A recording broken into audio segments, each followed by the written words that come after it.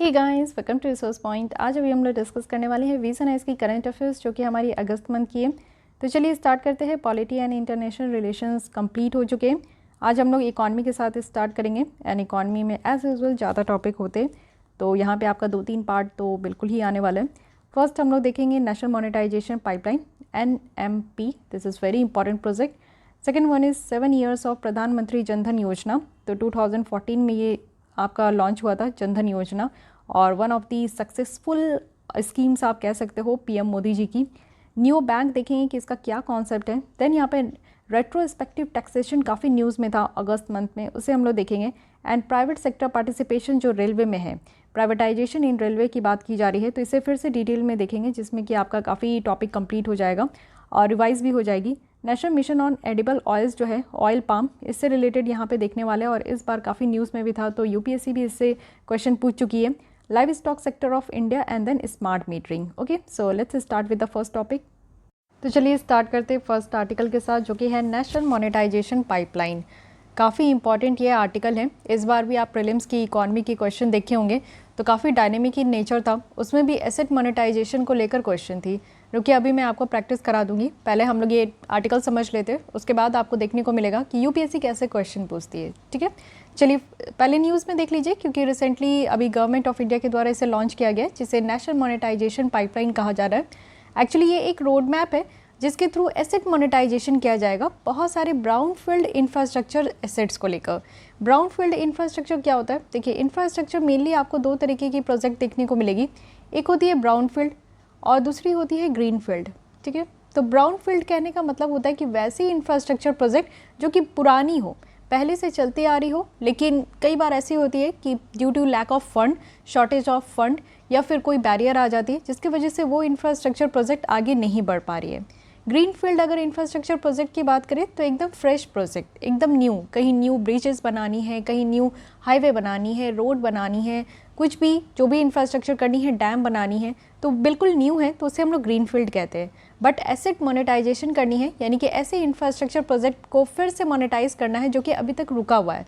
काफ़ी आप लोग देखते हो कि कोई भी इंफ्रास्ट्रक्चर प्रोजेक्ट हो, चाहे कहीं पे भी बिल्डिंग बनानी हो या फिर एक कोई भी कंस्ट्रक्शन करनी हो, काफ़ी टाइम लग जाता है, उसमें काफ़ी पैसे भी इन्वेस्ट करने होते हैं।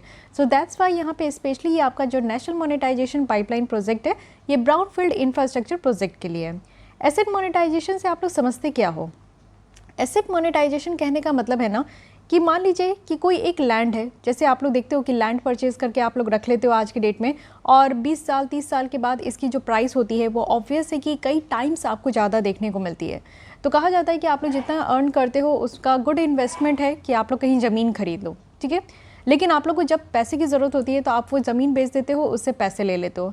फिर आपके पास जब पैसे आ जाता है तो फिर आप लोग पैसे दे देते हो और ज़मीन ले लेते हो, या फिर इसी तरीके से कहीं और इन्वेस्टमेंट आप लोग कर लेते हो।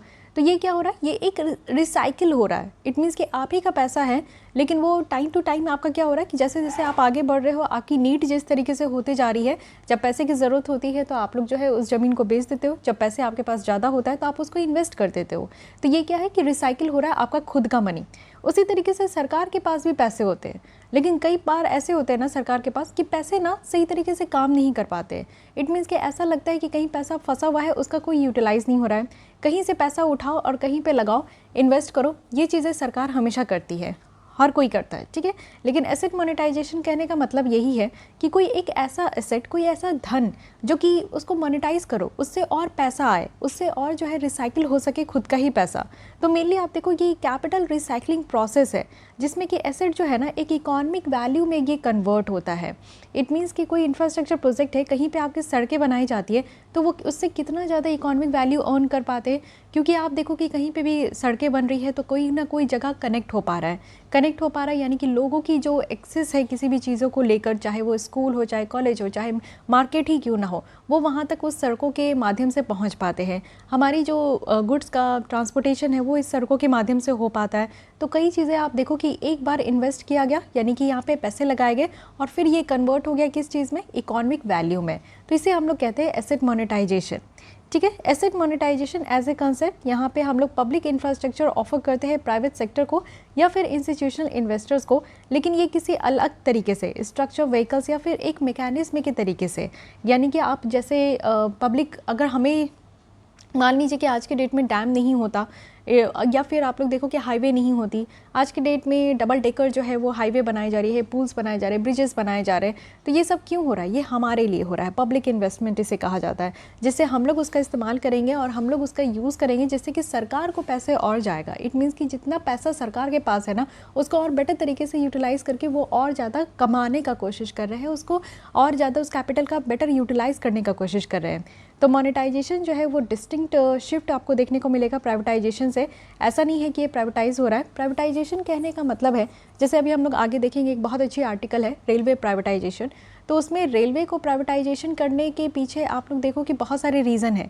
बट कई लोग ऐसे सोचते हैं कि इंडियन रेलवे जैसे कि हमारे इंडियन गवर्नमेंट का वो धन है, उसको हम लोग प्राइवेट कंपनीज़ के हाथ में दे रहे हैं। बट ऐसा बिल्कुल भी नहीं है। हम लोग कुछ पोर्शन प्राइवेट कंपनीज़ के हाथ में दे रहे हैं, जो हमारी सरकार की तरफ से वो चीज़ों को हैंडल नहीं किया जा पा रहा है। जैसे आप देखते हो कि ट्रेन काफ़ी लेट होते हैं, डिलेड होते हैं। काफ़ी ट्रेन आप लोग देखो कि हमारी हाई स्पीड ट्रेन नहीं है। काफ़ी ट्रेन में मेंटेनेंस आपको उस तरीके का देखने को नहीं मिलता है, फैसिलिटीज़ उस तरीके की देखने को नहीं मिलती है। तो ये सारी चीज़ों को अगर हम ठीक नहीं कर पा रहे हैं, तो हमारे पास प्राइवेट सेक्टर्स भी है। क्यों ना हम लोग ये सारे जो सेक्टर्स है रेलवे में, उसको हम लोग प्राइवेटाइजेशन कर दें, यानी कि प्राइवेट कंपनीज़ के हाथ में दे दें, जिससे वो इसको बेटर तरीके से अप टू डेट कर सके और ये हमारे ये पब्लिक यूटिलिटी के लिए ही यूज़ हो सके।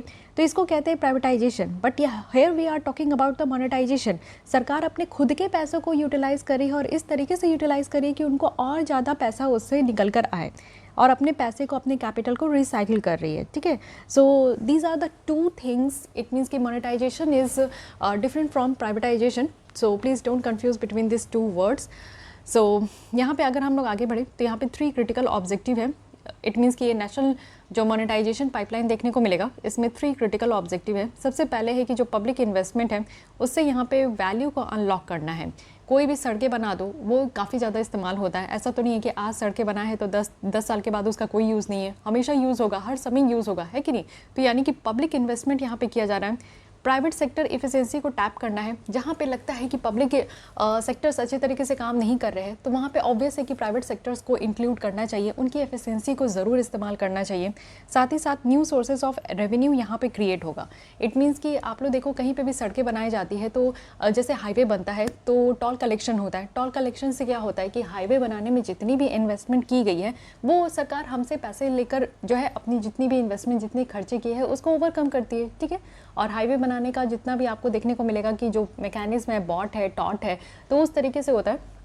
मैं अदर जगह पे मूव नहीं करूँगी, फिर आप लोग कंफ्यूज हो जाओगे। बस इतना याद रखना है कि ये पाइपलाइन के थ्रू क्या होगा।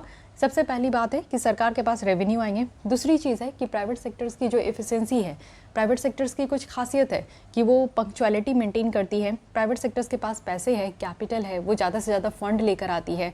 कैपिटल सेक्टर्स के पास जो है वो एक आपको देखने को मिलेगा कि पंक्चुअलिटी है, प्रॉफिट बेस्ड काम करती है। So these are the characteristics of private sectors which is good. तो क्यों नहीं हम लोग उसको इस्तेमाल करें। थर्ड यहाँ पे पॉइंट है कि हम लोग को पब्लिक इन्वेस्टमेंट करके उससे वैल्यू अर्न करनी है। तो 3 objectives are here under this pipeline.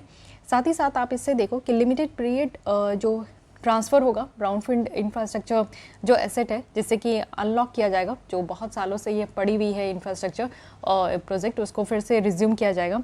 साथ ही इस बार जो बजट आपको देखने को मिला 2021-22 का, उसमें मोनेटाइजेशन ऑफ एसेट की यहाँ पे बात की गई है और कहा गया है कि ये 1 ऑफ द 3 पिलर है जिससे कि हम लोग इन्हेंस कर पाएंगे और जो सस्टेनेबल इंफ्रास्ट्रक्चर फाइनेंसिंग है वो हम लोग अपने देश में कर पाएंगे।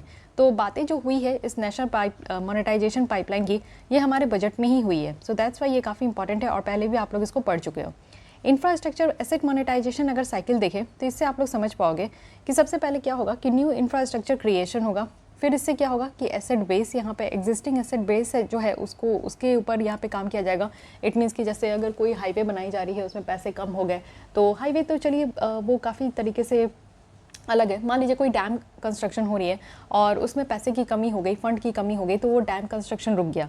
तो ये एग्जिस्टिंग जो एसेट है इस पर ध्यान देना है, मोनेटाइज करना है इस एग्जिस्टिंग एसेट को। इससे क्या होगा कि मोनेटाइजेशन से ये आपको देखो प्रोसीड हो पाएगा और इसके बाद एक न्यू यहाँ पे डैम बन के तैयार हो जाएगा।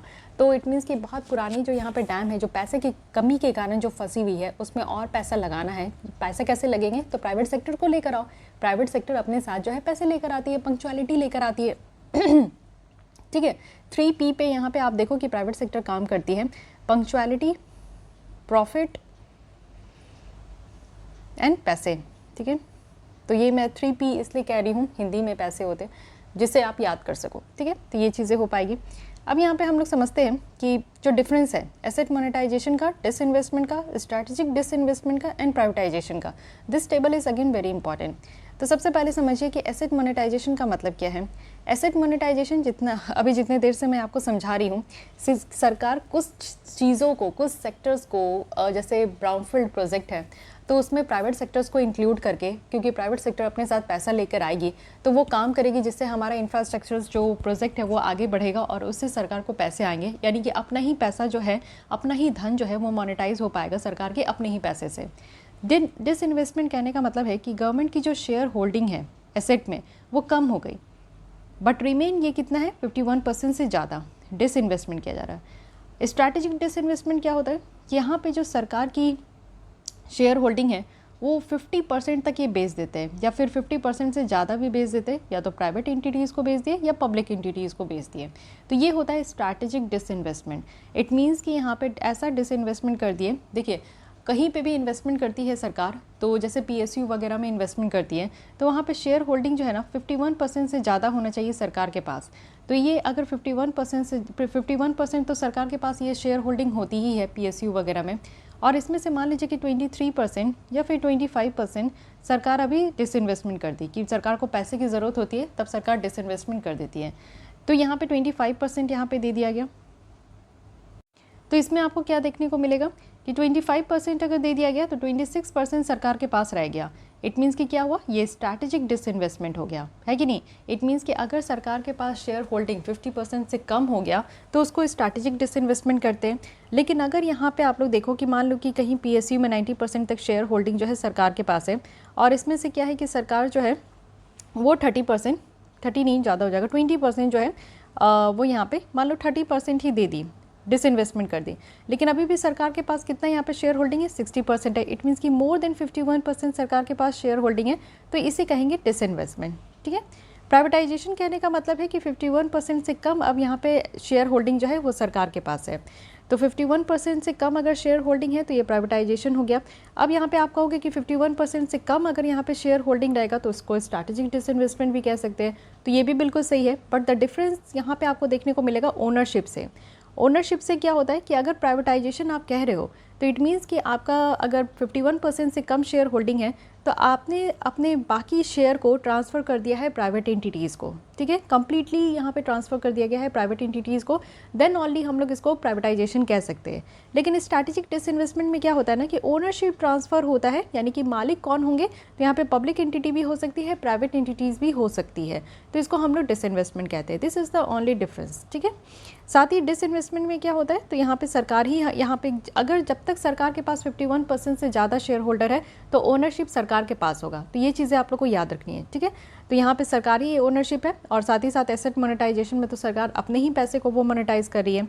मैनेजमेंट रिस्क किसके ऊपर है, तो मैनेजमेंट रिस्क क्या होता है ना कि एसेट मोनेटाइजेशन अभी करने की बात की जा रही है तो इसमें टेम्पररी कुछ समय के लिए ये प्राइवेट एंटिटीज़ में ट्रांसफ़र हो जाता है। वहीं अगर डिसइन्वेस्टमेंट की बात करें तो मैनेजमेंट जो राइट है वो यहाँ पे सरकार के पास ही होती है। लेकिन स्ट्रैटेजिक डिसइन्वेस्टमेंट की बात करें तो ये प्राइवेट एंटिटीज़ में ट्रांसफ़र हो जाता है, और प्राइवेटाइजेशन की बात करें तो ये तो पूरी तरीके से प्राइवेट एंटिटीज़ को ट्रांसफ़र हो जाती है। सो प्राइवेटाइजेशन को समझने में आई होप कि आपको ज़्यादा डिफ़िकल्टी नहीं फेस करते हो आप लोग, क्योंकि प्राइवेटाइजेशन में क्या है कि कम्प्लीटली हर एक चीज़, चाहे वो ओनरशिप हो, मैनेजमेंट राइट हो, ये सारी चीज़ें, सारे पावर, सारे राइट्स जो है वो प्राइवेट एंटिटीज़ के पास चले जाती है। Okay, so take a screenshot of this table because this is very important. इसको टाइम टू टाइम आप लोग रिवाइज करते रहिएगा। एसेट मोनेटाइजेशन मॉडल के अगर तहत आए तो इसमें दो तरीके का मॉडल आपको देखने को मिलेगा। फर्स्ट तो है कि डायरेक्ट कॉन्ट्रैक्चुअल अप्रोच है, एंड सेकंड है स्ट्रक्चर्ड फाइनेंसिंग मॉडल है। तो डायरेक्ट अगर कॉन्ट्रैक्चुअल अप्रोच की बात करें तो यहाँ पे ब्राउनफील्ड PPP मॉडल है, जिसमें कि आप देखो कि पब्लिक प्राइवेट पार्टनरशिप आपको मॉडल देखने को मिलेगा, जिसमें एक तो OMT है और एक डिज़ाइन बिल्ड यहाँ पे फाइनेंस ऑपरेटर ट्रांसफ़र होता है, तो वो चीज़ है। लेकिन इतना ज़्यादा डिटेल में आपको पढ़ने की ज़रूरत नहीं है, मैं हल्का फुल्का आपको बता देती हूँ कि ऑपरेट, मेंटेन एंड ट्रांसफ़र होता है।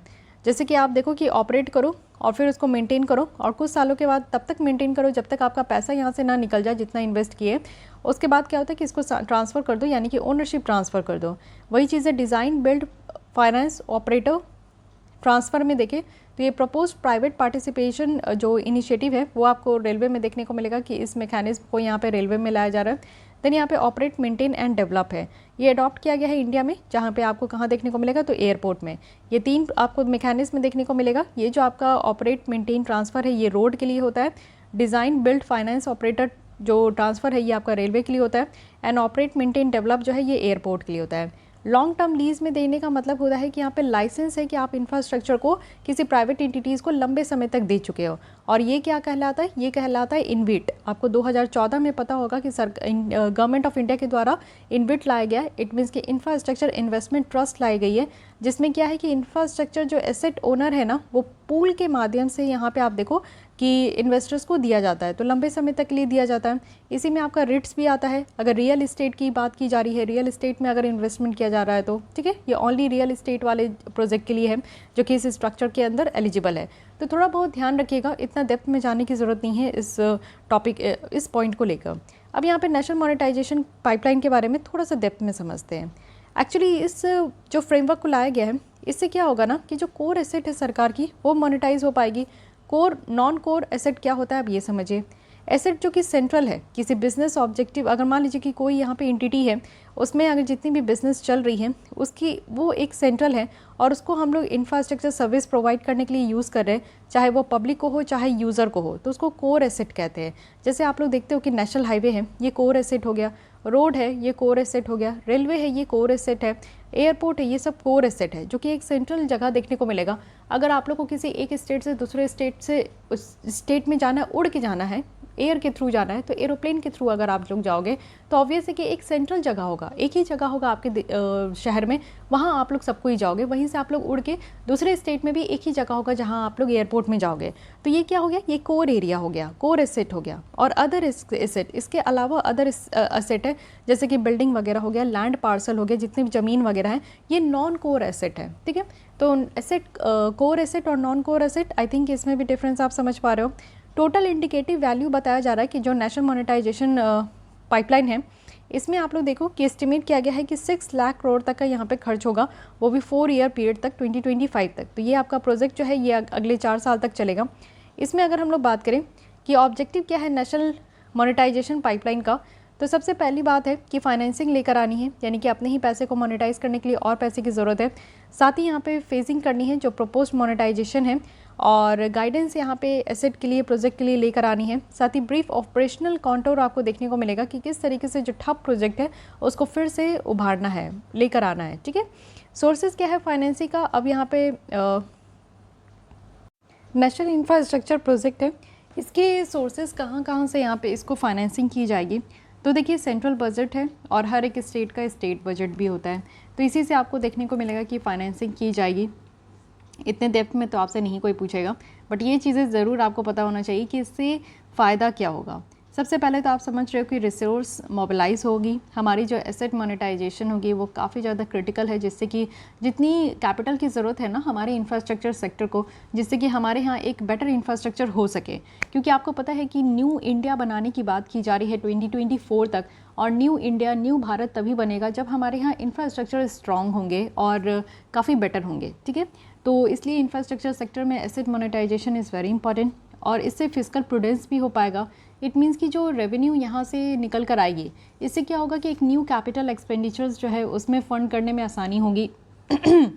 आज के डेट में आप देखते हो कि गवर्नमेंट की जो फिजिकल डेफिसिट है वो बहुत ज़्यादा बढ़ती जा रही है, क्योंकि सरकार बहुत खर्च करते हैं, लेकिन सरकार की रेवेन्यू की जो सोर्सेज है वो तो सही है, लेकिन रेवेन्यू इतना कलेक्ट नहीं हो पाता। तो ये एक सोर्स होगा जिससे कि सरकार को रेवेन्यू मिल पाएगा। साथ ही मोबिलाइज हो पाएगी प्राइवेट कैपिटल्स जो है। इट मीन्स कि प्राइवेट एंटिटीज़ आप देखोगे उनमें कैपिटल जो है उसका भी सही जगह पे इस्तेमाल हो पाएगा, रिसोर्स एफिशिएंसी हो पाएगी, इन्वेस्टमेंट एवेन्यूज़ देखने को मिलेगा कि यहाँ पे एक अच्छा खासा इन्वायरमेंट होगा, जिससे कि लॉन्ग टर्म इंस्टीट्यूशनल इन्वेस्टर्स जो है वो इंफ्रास्ट्रक्चर फील्ड में वो यहाँ पे इन्वेस्ट कर पाएंगे। हमारे इन्वायरमेंट को बेनिफिट हो पाएगा, क्योंकि इससे क्या होगा कि आप लोग देखो कि रोड वगैरह बनेंगे प्राइवेट सेक्टर से, तो इससे हमारा जो पब्लिक ट्रांसपोर्ट है वो भी यहाँ पे ज़्यादा से ज़्यादा प्रमोट हो पाएगा। साथ ही कोऑपरेटिव फेडरलिज्म है, जिसमें कि आप लोग देखते हो कि प्राइवेट सेक्टर्स और पब्लिक सेक्टर्स एक साथ मिलकर काम करेंगे, even central government, state government एक साथ मिलकर काम करेंगे। साथ ही हमारी जो मॉडल है PPP मॉडल, जिसे हम लोग पब्लिक प्राइवेट पार्टनरशिप कहते हैं, ये भी हमारी यहाँ पे प्रमोट हो पाएगी, जिससे कि यहाँ पे हमारी जो सोशल इकोनॉमिक ग्रोथ है वो बेटर तरीके से डिलीवर हो पाएगा। क्वालिटी ऑफ लाइफ जो है हमारे देश के रहने वाले लोगों को यहाँ पे मिल पाएगी। So these are the significance. लेकिन इतना आसान नहीं है ये काम करना, काफ़ी चैलेंजेस फेस करनी होगी, काफ़ी चैलेंजेस यहाँ पे देखने को मिलेगा। तो क्या क्या चैलेंजेस हैं? सबसे पहले फिनेंशियल चैलेंजेस हैं, क्योंकि आप लोग देखो कि कह तो रहे हैं कि हाँ इससे हमारी रिसोर्सेज जो है मोबिलाइज हो पाएगी, रेवेन्यू ज़्यादा से ज़्यादा निकल कर आ पाएगा, लेकिन फिर भी आप देखो कि ये आइडेंटिफाई करना कि क्या क्या रेवेन्यू स्ट्रीम्स है, इसकी कमी है बहुत सारे इंफ्रास्ट्रक्चर एसेट में। साथ ही अट्रैक्ट करना, यानी कि इतना ज़्यादा खास ये दिख नहीं रहा है पाइपलाइन, इसमें कुछ खास ऐसी चीज़ें नहीं हैं जिससे कि हम लोग इन्वेस्टर्स को अट्रैक्ट कर सकें।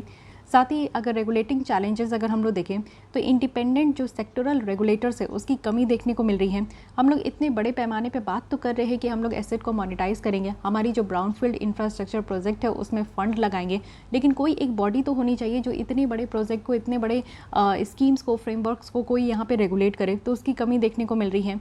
स्ट्रक्चर प्रॉब्लम है, जैसे कि लीगल अनसर्टिनिटीज़ है, कानूनी तरीके पे अगर कोई भी तरीके का, मान लीजिए कि हम लोग यहाँ पे प्राइवेट एंटिटीज़ को इंक्लूड कर रहे हैं, बट कोई भी कानूनी तौर पे अगर डिस्प्यूट यहाँ पे निकल कर आता है, कोई भी अगर डिस्प्यूट हो जाए तो कानूनी तौर पे अगर कोई लीगल एक्शन लेना हो, लीगल क्लेम लेना हो, तो उस चीज़ की बात यहाँ पे नहीं की गई। साथ ही यहाँ पे बॉन्ड मार्केट की जो है उसकी कमी देखने को मिल रहा है। डिस्प्यूट रिजोल्यूशन मैकेनिज्म की कमी देखने को मिल रही है कि अगर यहाँ पे पब्लिक और प्राइवेट एंटिटीज़ के बीच में झड़प हो गई, किसी बात को लेकर डिस्प्यूट हो गया, तो कौन रिजॉल्व करेगा भैया, कहाँ जाना है, इस चीज़ें के बारे में नहीं पता है, यहाँ पे क्लियरेंस नहीं है। एलोकेशन ऑफ जो एसेट है जो कि सरकार का है यहाँ पे और वो ओन किया जा रहा है, जो कि प्राइवेट इन्वेस्टर्स को दिया जाएगा, तो ये पॉलिटिकल इन्फ्लुएंस भी हो सकता है। ऑब्वियस है कि आप समझ सकते हो कि पॉलिटिशियंस जो है अपने वोट बैंक के लिए कुछ भी कर सकते हैं। तो मे बी ऐसा हो सकता है कि हम लोग कह रहे हैं कि चलो ठीक है, प्राइवेट एंटिटीज़ को एक लिमिटेड ही यहाँ पे पावर दिया जाएगा, बट फिर भी कुछ भी हो सकता है। तो एक अनसर्टिनिटीज़ यहाँ भी देखने को मिल रही है। एसेट स्पेसिफिक चैलेंजेस है, लो लेवल आपको कैपेसिटी देखने को मिलेगा जो यहाँ पे गैस और पेट्रोलियम पाइपलाइन नेटवर्क पे यूज़ हो रहा है। लो इंटरेस्ट है इन्वेस्टर्स में, यानी कि नेशनल हाईवे जैसी देखो जो कि 4 लेन से कम की है, तो उसमें इन्वेस्टर्स जो है उनकी ज़्यादा इंटरेस्ट देखने को नहीं मिलती है। So these are the challenges है, देखते हैं कैसे इसको ओवरकम कर पाएंगे। कुछ तो सोल्यूशन यहाँ पे दी गई है कि जो नेशनल मोनेटाइजेशन पाइपलाइन है ये ग्रेट स्टेप है हमारे लिए, बट सक्सेसफुल एग्जीक्यूशंस जो इस प्लान का होगा वो देखते हैं कि कितना सक्सेस हो पाता है। तो यहाँ पे बातें बताई जा रही है कि जो कॉन्ट्रैक्ट है उसको इस तरीके से डिज़ाइन करना चाहिए जिसमें कि कुछ फ्लेक्सिबिलिटीज़ हो। ऐसा नहीं कि एकदम से रिजिड आपको सारी रूल्स रेगुलेशन यहाँ पे रखनी है, क्योंकि यहाँ पे 2 सेक्टर्स यहाँ पे मेनली काम करेंगे, public sectors and private sectors, तो कुछ फ्लेक्सिबिलिटीज़ होनी चाहिए।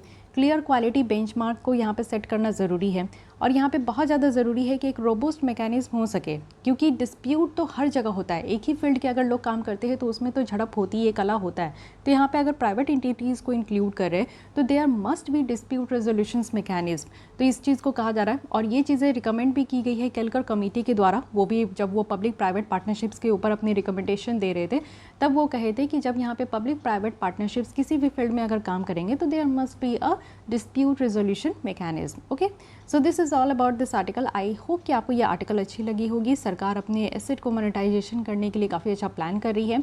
सबसे पहले हम लोग यहाँ पे देखें कि ये एक्चुअली पाइपलाइन है क्या मतलब होता है एसेट मोनेटाइजेशन का, इसकी ऑब्जेक्टिव क्या है, डिफरेंस भी बेटर तरीके से समझ पाए कि asset monetisation, disinvestment, strategic disinvestment and privatisation के बीच में क्या डिफरेंस है। देन यहाँ पे हम लोग इस मॉडल को थोड़ा बहुत समझे हैं। ये आपका 2025 तक ये प्रोजेक्ट आपका चलने वाला है, तो इसको भी याद रखना है। ब्राउनफील्ड इंफ्रास्ट्रक्चर के लिए है, इसको भी याद रखनी है। इसकी ऑब्जेक्टिव हम लोग देख लिए, सिग्निफिकेंस भी हम लोग देख लिए। देन यहाँ पे क्या क्या चैलेंजेस है वो हम लोग 3 फेज़ में डिवाइड करके देखें। अब यहाँ पे मैं एक क्वेश्चन आपसे डिस्कस करना चाहूँगी जो कि इस बार 2021 प्रीलिम्स में आई है। देखिए, ये यूपीएससी 2021 के प्रीलिम्स के क्वेश्चन है, जिसमें कि यहाँ पे इकॉनमी के क्वेश्चन आई है। तो आप लोग भी अटेम्प्ट करने का कोशिश कीजिए कि इसकी क्या आंसर होगी। फर्स्ट है कि जो मनी मल्टीप्लायर है इकॉनमी में, ये इंक्रीज़ होती है इनमें से किस विच वन ऑफ द फॉलोइंग के कारण। फर्स्ट अगर हम लोग देखें तो अगर कैश रिजर्व्स रेशियो बैंक में इंक्रीज़ कर दे तो क्या मनी मल्टीप्लायर होगा, यानी कि आप देखो कि ज़्यादा से ज़्यादा मनी हो पाएंगे, कैपिटल फॉर्मेशन हो पाएगी, एसेट मोनेटाइजेशन हो पाएगा। तो ये चीज़ आप लोग समझिए कि इसी टर्म से घुमा फिरा के आपसे ये मनी मल्टीप्लायर का बात यहाँ पे पूछा गया है। ठीक है, increase in statutory liquidity ratio in bank, SLR अगर बैंकों में बढ़ जाता है तो क्या मनी मल्टीप्लाई हो पाएगा, या फिर बैंकिंग हैबिट जो लोगों की है वो इंक्रीज़ हो पाएगी, या फिर जो इंक्रीज़ हो रहा है पॉपुलेशन ऑफ कंट्री तो उससे हमारी मनी मल्टीप्लायर हो पाएगी। तो कैसे जो है आप देखो कि हमारी मनी मल्टीप्लायर हो पाएगी। CRR कैश रिजर्व रेशियो अगर बैंकों में बढ़ाया जाएगा तो इट मीन्स कि बैंकों की अभी आप देखो कि 3% जो बैंकों को अपना कैश के रूप में पैसे RBI के साथ रखनी होती है, अगर इसको 5% भी इंक्रीज़ कर दे तो इट मीन्स कि बैंकों को ज़्यादा पैसे RBI के साथ रखना होगा। तो इससे मनी मल्टीप्लायर तो होगा नहीं क्योंकि कहीं पे पैसे स्टक हो गए हैं। सेकेंड है कि SLR भी अगर ये इंक्रीज़ होता है, क्योंकि आज की डेट में ये 19% है, तो SLR जो है आपको रखना होता है in the form of cash, gold, bond, jewellery, किसी भी टर्म में। तो ये भी अगर आप लोग इंक्रीज़ कर दोगे तो बैंकों का जो कुछ यहाँ पे मनी है, कुछ यहाँ पे एसेट है, तो वो स्टक हो जाएगा। सो दीज 2 ऑप्शंस जो है आप इजीली एलिमिनेट कर सकते हो। अब इंक्रीज़ जैसे पॉपुलेशन होगा तो क्या आपको लगता है कि मनी मल्टीप्लायर होंगे? मनी मल्टीप्लायर नहीं होगा, खर्च होंगे। सरकार के पास RBI से जो है RBI के पैसे और ज़्यादा से ज़्यादा खर्च हो पाएगा। तो ये भी ऑप्शन आप एलिमिनेट कर सकते हो। तो एक ही ऑप्शन बनता है जो कि यहाँ पे अगर बैंकिंग हैबिट लोगों की इंक्रीज़ हो जाए तो। जैसे आप देखते हो कि NPA की इशू बहुत ज़्यादा बढ़ते जा रही है, जिसके कारण बैंकों की जो परफॉर्मेंस है वो बहुत ज़्यादा डाउन हो रही है। अगर यहाँ पे बैंकिंग हैबिट बहुत बेटर तरीके से बढ़ जाए, अच्छी हो जाए लोगों की, तो इससे क्या होगा कि मनी मल्टीप्लायर हो पाएगा। ठीक है, तो ये भी आप देख सकते हो डायरेक्टली इनडायरेक्टली किसी तरीके से एसेट मोनेटाइजेशन यानी कि पैसे कैसे बढ़े, इस चीज़ के बारे में आपसे जो है पूछा गया है। इसी से रिलेटेड आप एक और क्वेश्चन देख सकते हो जो कि हम लोग यहाँ पे पढ़े थे कि डायरेक्ट मोनेटाइजेशन। ठीक है, एसेट मोनेटाइजेशन हो गया। एक और टर्म हम लोग देखे थे कि डायरेक्ट मोनेटाइजेशन। इससे रिलेटेड आप देखो, अगर डायरेक्ट मोनेटाइजेशन कर दिया जाएगा, सरकार की जो डेफिसिट होती है अगर उसको RBI उतने ही पैसे को प्रिंट करके सरकार को दे दे तो क्या होगा? इससे इन्फ्लेशन की सिचुएशन अराइज हो जाएगी। अब इसी चीज़ को घुमा के आपसे पूछ लिया गया कि which one of the following is likely to be the most inflationary in its effect. ठीक है, तो ये हम लोग सब PT 365 में डिस्कस किए थे। तो ऑब्वियस है कि आपसे क्या जानना चाह रहा है? Direct monetization. डायरेक्ट मोनेटाइजेशन कहने का क्या मतलब है कि न्यू मनी को क्रिएट करना, यानी कि RBI जो है उतनी ही मनी को प्रिंट करके सरकार को दे दे जितना सरकार की डेफिसिट है। तो इट मीन्स कि यहाँ पे आप करेक्ट देख सकते हो कि repayment of public debt no, borrowing from the public to finance a public budget deficit no, borrowing from banks to finance a budget deficit again no, creation of a new money, ये है direct monetisation. So the correct option would be D। Okay, तो आप लोग देख सकते हो कि economy की कोई भी टॉपिक आप लोग पढ़ रहे हो ना, तो UPSC आपसे डायरेक्टली क्वेश्चन नहीं पूछेगा, लेकिन इनडायरेक्टली घुमा फिरा के आपसे इसी चीज़ के बारे में पूछा जा रहा है। तो ये चीज़ें आप लोग फील कर पा रहे हो। कई बार आपका ये भी क्वेरीज था कि मैम PT 365 इतना आपने पढ़ाया, उससे कितनी क्वेश्चन आए? तो बहुत सारे क्वेश्चन आए, लेकिन डायरेक्टली इस तरीके से क्वेश्चन नहीं आए। क्या मैं आपके साथ डायरेक्ट मोनेटाइजेशन डिस्कस नहीं की हूँ? जो बच्चे मेरे साथ पहले से प्रीवियस ईयर से कनेक्टेड है वो डायरेक्टली बता सकते हैं कि यस, हम लोग कई बार इसको डिस्कस किए, PT 365 में भी कई बार डिस्कस किए। तो अगर आप लोग टॉपिक अच्छे से सुन पा रहे हो, समझ पा रहे हो इकॉनमी की टॉपिक, तो फिर ये सारे क्वेश्चंस तो बहुत ईजी हो जाएंगे आपके लिए, है कि नहीं? तो चलिए अब आते हैं सेकंड टॉपिक पे। ये भी आप देखो कि इससे भी already UPSC previous year question पूछ चुकी है। प्रधानमंत्री जन धन योजना 7 ईयर्स कंप्लीट हो गया है, तो ध्यान से देखते हैं कि क्या क्या यहाँ पे हमने अचीव किया। 2014 में इसको अनाउंस किया गया था। और साथ ही देख लेते हैं बेसिक चीज़ें। प्रधानमंत्री जन धन योजना ये एक नेशनल मिशन था फिनेंशियल इंक्लूजन का। Financial inclusion is a term जिसको हम लोग ये कहते हैं कि हर एक लोगों को बैंक से जोड़ देना, यानी कि हर एक लोग के पास एटलीस्ट बैंक अकाउंट होना चाहिए। बैंक अकाउंट होगा तभी तो आप बैंकों में जाके पैसे रखोगे, तो इट मीन्स कि बैंकों के पास पैसे रखोगे, आपके पास अकाउंट होगा, तो सरकार भी आपको अगर सब्सिडीज़ देगी या फिर किसी भी तरीके से स्कॉलरशिप वगैरह देगी तो वो आपके पास आएगा तो आपके बैंक अकाउंट में, है कि नहीं? तो ये क्या है कि इंश्योर करना कि फिनेंशियल सर्विसेज जो है वो एक्सेस कर सके, चाहे वो बैंकिंग हो, सेविंग हो, डिपॉजिट अकाउंट हो, रेमिटांसेस हो, क्रेडिट हो, इंश्योरेंस हो, पेंशन हो, वो भी अफोर्डेबल मैनर में। आज की डेट में मेरे पास अगर बैंक अकाउंट है तभी मुझे यूट्यूब से रेमिटांसेस मिल रहे हैं। इट मीन्स कि आप लोग जो है अगर फॉरेन कंट्रीज से काम करते हो, वहाँ पे रह के काम करते हो, अगर वहाँ पे अर्न करके अगर पैसे कमा रहे हो तो उसको रेमिटांसेस कहते हैं। तो यही चीज़ है कि मेरे पास अगर बैंक अकाउंट है तभी तो वो पैसे भेज रहे हैं, नहीं तो क्या मुझे पैसे मिल पाते? नहीं मिल पाते, है कि नहीं? तो ये बातें आप समझ रहे हो। फिनेंशियल इंक्लूजन आप लोग समझ गए, एक तरीके का प्रोसेस है जिससे कि फिनेंशियल प्रोडक्ट को एक्सेस कर पाना, फिनेंशियल सर्विसेज को एक्सेस कर पाना। ठीक है, ये एक मेजर स्टेप्स था इंक्लूसिव ग्रोथ के लिए। क्योंकि आप देखो कि आज के डेट में हम लोग डिजिटाइजेशन की बात कर रहे हैं और ये डिजिटल वर्ल्ड तभी यहाँ पे निकल कर आ रहा है जब सब सारे लोगों को बैंक अकाउंट से जोड़ा जाएगा। जो कंसेप्ट है फाइनेंशियल इंक्लूजन का वो पहली बार आपका इंट्रोड्यूस किया गया था 2005 में, वो भी रिजर्व बैंक ऑफ इंडिया के द्वारा। तो ये ऐसी कोई नई बात नहीं है, ये पिछले 10 साल से इस टॉपिक पे बात हो रही थी, 15 साल से इस टॉपिक पे बात हो रही थी, तब जाके इसको इम्प्लीमेंट किया गया है। ऑब्जेक्टिव क्या था इस स्कीम का? ऑब्जेक्टिव था कि यहाँ पे एक्सेस करना है बहुत सारे फाइनेंशियल सर्विसेज का, जैसे कि जो लोगों को ज़रूरत है कि उनके बैंक अकाउंट में क्रेडिट होनी चाहिए, इंश्योरेंस यहाँ पे मिलता है, पेंशन वगैरह लोगों को मिलती है, जैसे कि वीकर सेक्शन हो गए, लो इनकम ग्रुप के लोग हो गए, तो उनकी पेंशन कहाँ आएगी? सरकार उनको घर आकर तो नहीं देगी, तो ऑब्वियस उनका बैंक अकाउंट होगा तो उनके बैंक अकाउंट में हर मंथ ट्रांसफ़र हो जाएगा। साथ ही टेक्नोलॉजी का यूज़ होगा जिससे कि लोअर कॉस्ट होंगे और ज़्यादा से ज़्यादा फिनेंशियल सेक्टर्स तक लोगों की रीच हो पाएगी, ज़्यादा से ज़्यादा लोग तक इस तक यहाँ पे पहुँच पाएंगे। अब प्रधानमंत्री जनधन योजना की बात करें तो यहाँ पे 6 पिलर्स पे ये काम करते हैं। सबसे पहली बात है कि यूनिवर्सल एक्सेस हो गया बैंकिंग सर्विसेज का, बहुत सारे लोग बैंकिंग सर्विसेज से जुड़ गए।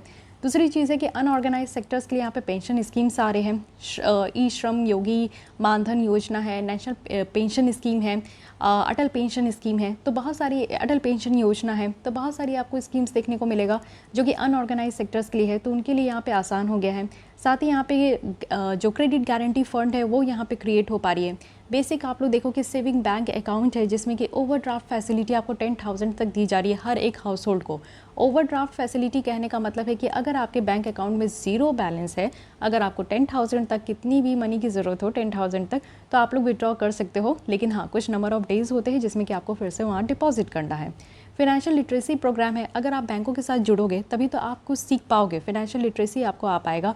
जैसे कि डिजिटल लिटरेसी की बात करते हैं, अगर आप स्मार्टफोन लोगे तभी तो आप सीख पाओगे इसे। तो वही चीज़ है कि आप फिनेंशियल लिटरेसी सीख पाए कि किस तरीके से आपको डिपॉजिट करनी है, विड्रॉ करनी है, एटीएम कार्ड कैसे यूज़ करना है, यूपीआई आप ऑनलाइन कैसे यूज़ कर सकते हो, ऑनलाइन पेमेंट कैसे यूज़ कर सकते हो, तो ये सारी चीज़ों की आपको जानकारी हुई है। माइक्रो फाइनेंस यहाँ पे बड़ा है। माइक्रो फाइनेंस कहने का मतलब है कि जैसे बहुत सारे लोग होते हैं जो कि ज़्यादा बड़ा लोन नहीं लेना चाहते, छोटा मोटा लोन लेना चाहते हैं 50-70 हज़ार का, तो उनको यहाँ पे जो है माइक्रो फाइनेंस है जो कि उनको छोटे लोन देते हैं, यानी कि इस तरीके के जो लो इनकम हाउस होल्ड होते हैं उनको छोटे दर्ज पे इनका लोन मिल जाता है 50,000 20,000 तक, जिससे कि वो अपना कुछ भी बिजनेस अगर स्टार्ट करना चाहे तो उनके पास पैसे हो सके। तो ये सारी यहाँ पे 6 पिलर है जो कि आपको प्रधानमंत्री जनधन योजना का देखने को मिलेगा। अब बात करते हैं मेन मुद्दे पे कि हाँ इसकी अचीवमेंट क्या क्या है। तो यहाँ पे आप देखो कि प्रधानमंत्री जनधन योजना अकाउंट है, यानी कि यहाँ पे आप लोग देखो कि 3 फोल्ड जितना यहाँ पे अनुमान रखा गया था उससे ज़्यादा ये आपका बढ़ चढ़ के यहाँ पे ये ग्रो हुआ है, अकाउंट बहुत ज़्यादा बने हैं। यहाँ पे आप देखो कि 2015 में जहाँ 14 करोड़ यहाँ पे अकाउंट थे, आज के डेट में 2021 में 43 करोड़ लोगों के पास अकाउंट है। More than half of the beneficiaries कौन है? विमेन है, और 2/3 अकाउंट जो है वो ग्रामीण और सेमी अर्बन एरिया में लोगों के पास है। तो महिलाओं के पास भी, महिलाओं को भी बैंकों से जोड़ा गया, ग्रामीण क्षेत्र में रहने वाले लोगों को भी बैंकों से जोड़ा गया। ऑपरेटिव अगर हम लोग देखें अकाउंट तो 85% जो अकाउंट है वो ऑपरेटिव है, आज के डेट में काम कर रहे हैं, और मोर एंड मोर जो ये अकाउंट है वो यहाँ पे कस्टमर के द्वारा रेगुलर बेसिस पे यूज़ हो रहा है। डिपॉजिट अगर हम लोग अकाउंट में देखें तो ये इंक्रीज़ हो चुका है, इट मीन्स कि 6 टाइम्स ये 2015 से लेकर अभी तक इंक्रीज़ हुआ है। अब यहाँ पे सिर्फ यहाँ अकाउंट की ही ओपन की बात नहीं की गई है, रुपे कार्ड जो कि हमारे इंडिया का कार्ड है, ये भी आप लोग देखो कि नंबर ऑफ़ रुपे कार्ड और इसका यूजेस जो है वो भी टाइम टू टाइम ये बढ़ते ही जा रहा है। इवन यहाँ पे ऐप भी यहाँ पे बन के तैयार हो गया, जन धन दर्शक ऐप है। यहाँ पे सिटीजन सेंट्रिक प्लेटफॉर्म है जिसमें कि बैंकिंग जो टच पॉइंट है, जैसे कि आपका बैंक ब्रांचेस हो गया, एटीएम हो गया, बैंक मित्राज है, पोस्ट ऑफिस है, ये सारे चीज़ों को यहाँ पे लोकेट किया गया है। Over 8 lakh banking touch point है जो कि यहाँ पे GIS ऐप में आपका मैप किया गया है। तो ये भी आप देख सकते हो कि ऐप भी है, अब इसको यूज़ भी किया जा रहा है। स्मूथ DBT है, डायरेक्ट बेनिफिट ट्रांसफ़र ट्रांजैक्शन भी हो पा रहा है। 5 करोड़ यहाँ पे ऐसे अकाउंट होल्डर है जो कि डायरेक्ट बेनिफिट ट्रांसफ़र भी यहाँ पे, यानी कि सरकार के द्वारा अगर किसी भी तरीके का, जैसे आप देखते हो कि यहाँ पे किसान योजना है, PM किसान योजना है, इसके तहत क्या होता है कि सरकार के द्वारा किसान को 6,000 हर साल ट्रांसफ़र की जाती है DBT के रूप में। तो यहाँ पे आप जितनी भी आइडेंटिफाइड जो बेनिफिशरीज़ है, फार्मर्स है, उनको सरकार घर घर जाके तो पैसा नहीं देती, उनके पास बैंक अकाउंट है, सरकार उनके बैंक अकाउंट जो भी यहाँ पे आधार कार्ड से लिंक है उनमें वो ट्रांसफ़र कर देती है कि नहीं। So these are the achievement की फीचर्स। अगर हम लोग यहाँ पे देखें तो प्रधानमंत्री जो जन धन योजना अकाउंट है ये बैलेंस के साथ यहाँ पे एक्सीडेंटल इंश्योरेंस भी यहाँ पे आपका 1 लाख तक का कवर किया जाता है। लाइफ इंश्योरेंस है जो कि 30,000 तक का कवर है। बेनिफिशरीज जो गवर्नमेंट स्कीम्स के हैं, डायरेक्ट बेनिफिट ट्रांसफ़र के हैं, वो यहाँ पे आपको देखने को मिलेगा। एक्सेस है पेंशन, इंश्योरेंस प्रोडक्ट, ये सब का अकाउंट जो है वो किसी भी ब्रांच में ओपन होता है। इंटरेस्ट डिपॉजिट आपको देखने को मिलेगा। नो मिनिमम बैलेंस रिक्वायर्ड, कोई भी मिनिमम बैलेंस की ज़रूरत नहीं है। ईजी ट्रांसफ़र हो रहा है मनी का हमारे देश में।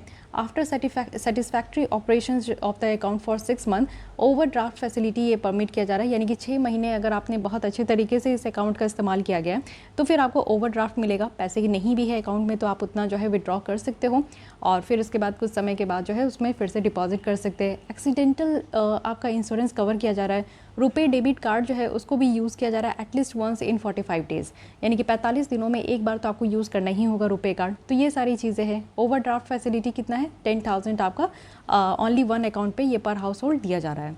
तो ये चीज़ें देखिएगा। और एक हाउस होल्ड में अगर एक लेडी है और 4 मेल है तो लेडी को यहाँ पे ओवरड्राफ्ट फैसिलिटीज़ जो है वो प्रेफर किया जा रहा है। तो ये सारी चीज़ें आप देख सकते हो कि हर एक पहलू में यहाँ पे सोचकर जो है ये स्कीम्स इतना बेटर तरीके से चल रहा है। इम्पैक्ट देखते हैं कि हमारे फाइनेंशियल सिस्टम में इसका क्या इम्पैक्ट हुआ है।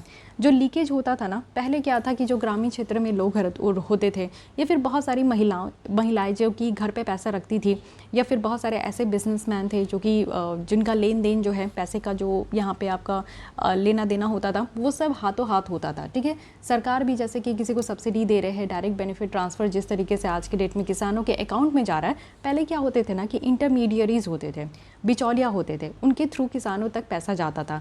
तो मान लो कि सरकार यहाँ पे 6,000 दिए है कि चाहिए उस किसान को दे दीजिए, तो बिचौलिया 3,000 खा गया या फिर इससे ज़्यादा भी खा गया। 2,000 आप लोग समझो कि यहाँ पे 4,000 भी खा गया। ठीक है, और 2,000 जाकर जो है किसान को दे दिया। किसान को लगा कि हाँ सरकार भी उनको 2,000 ही दे रहा है। तो ये क्या होता है कि ये इंटरमीडियरीज होते, लीकेज आपको देखने को मिला, ऑनलाइन हो गया, फिर ये डायरेक्ट बेनिफिट ट्रांसफ़र हो गई। तो ये इंटरमीडियरीज का जो रोल था वो ख़त्म हो गया। इट मीन्स की जो लीकेज थी, करप्शन थी, वो कम हो गई, है कि नहीं।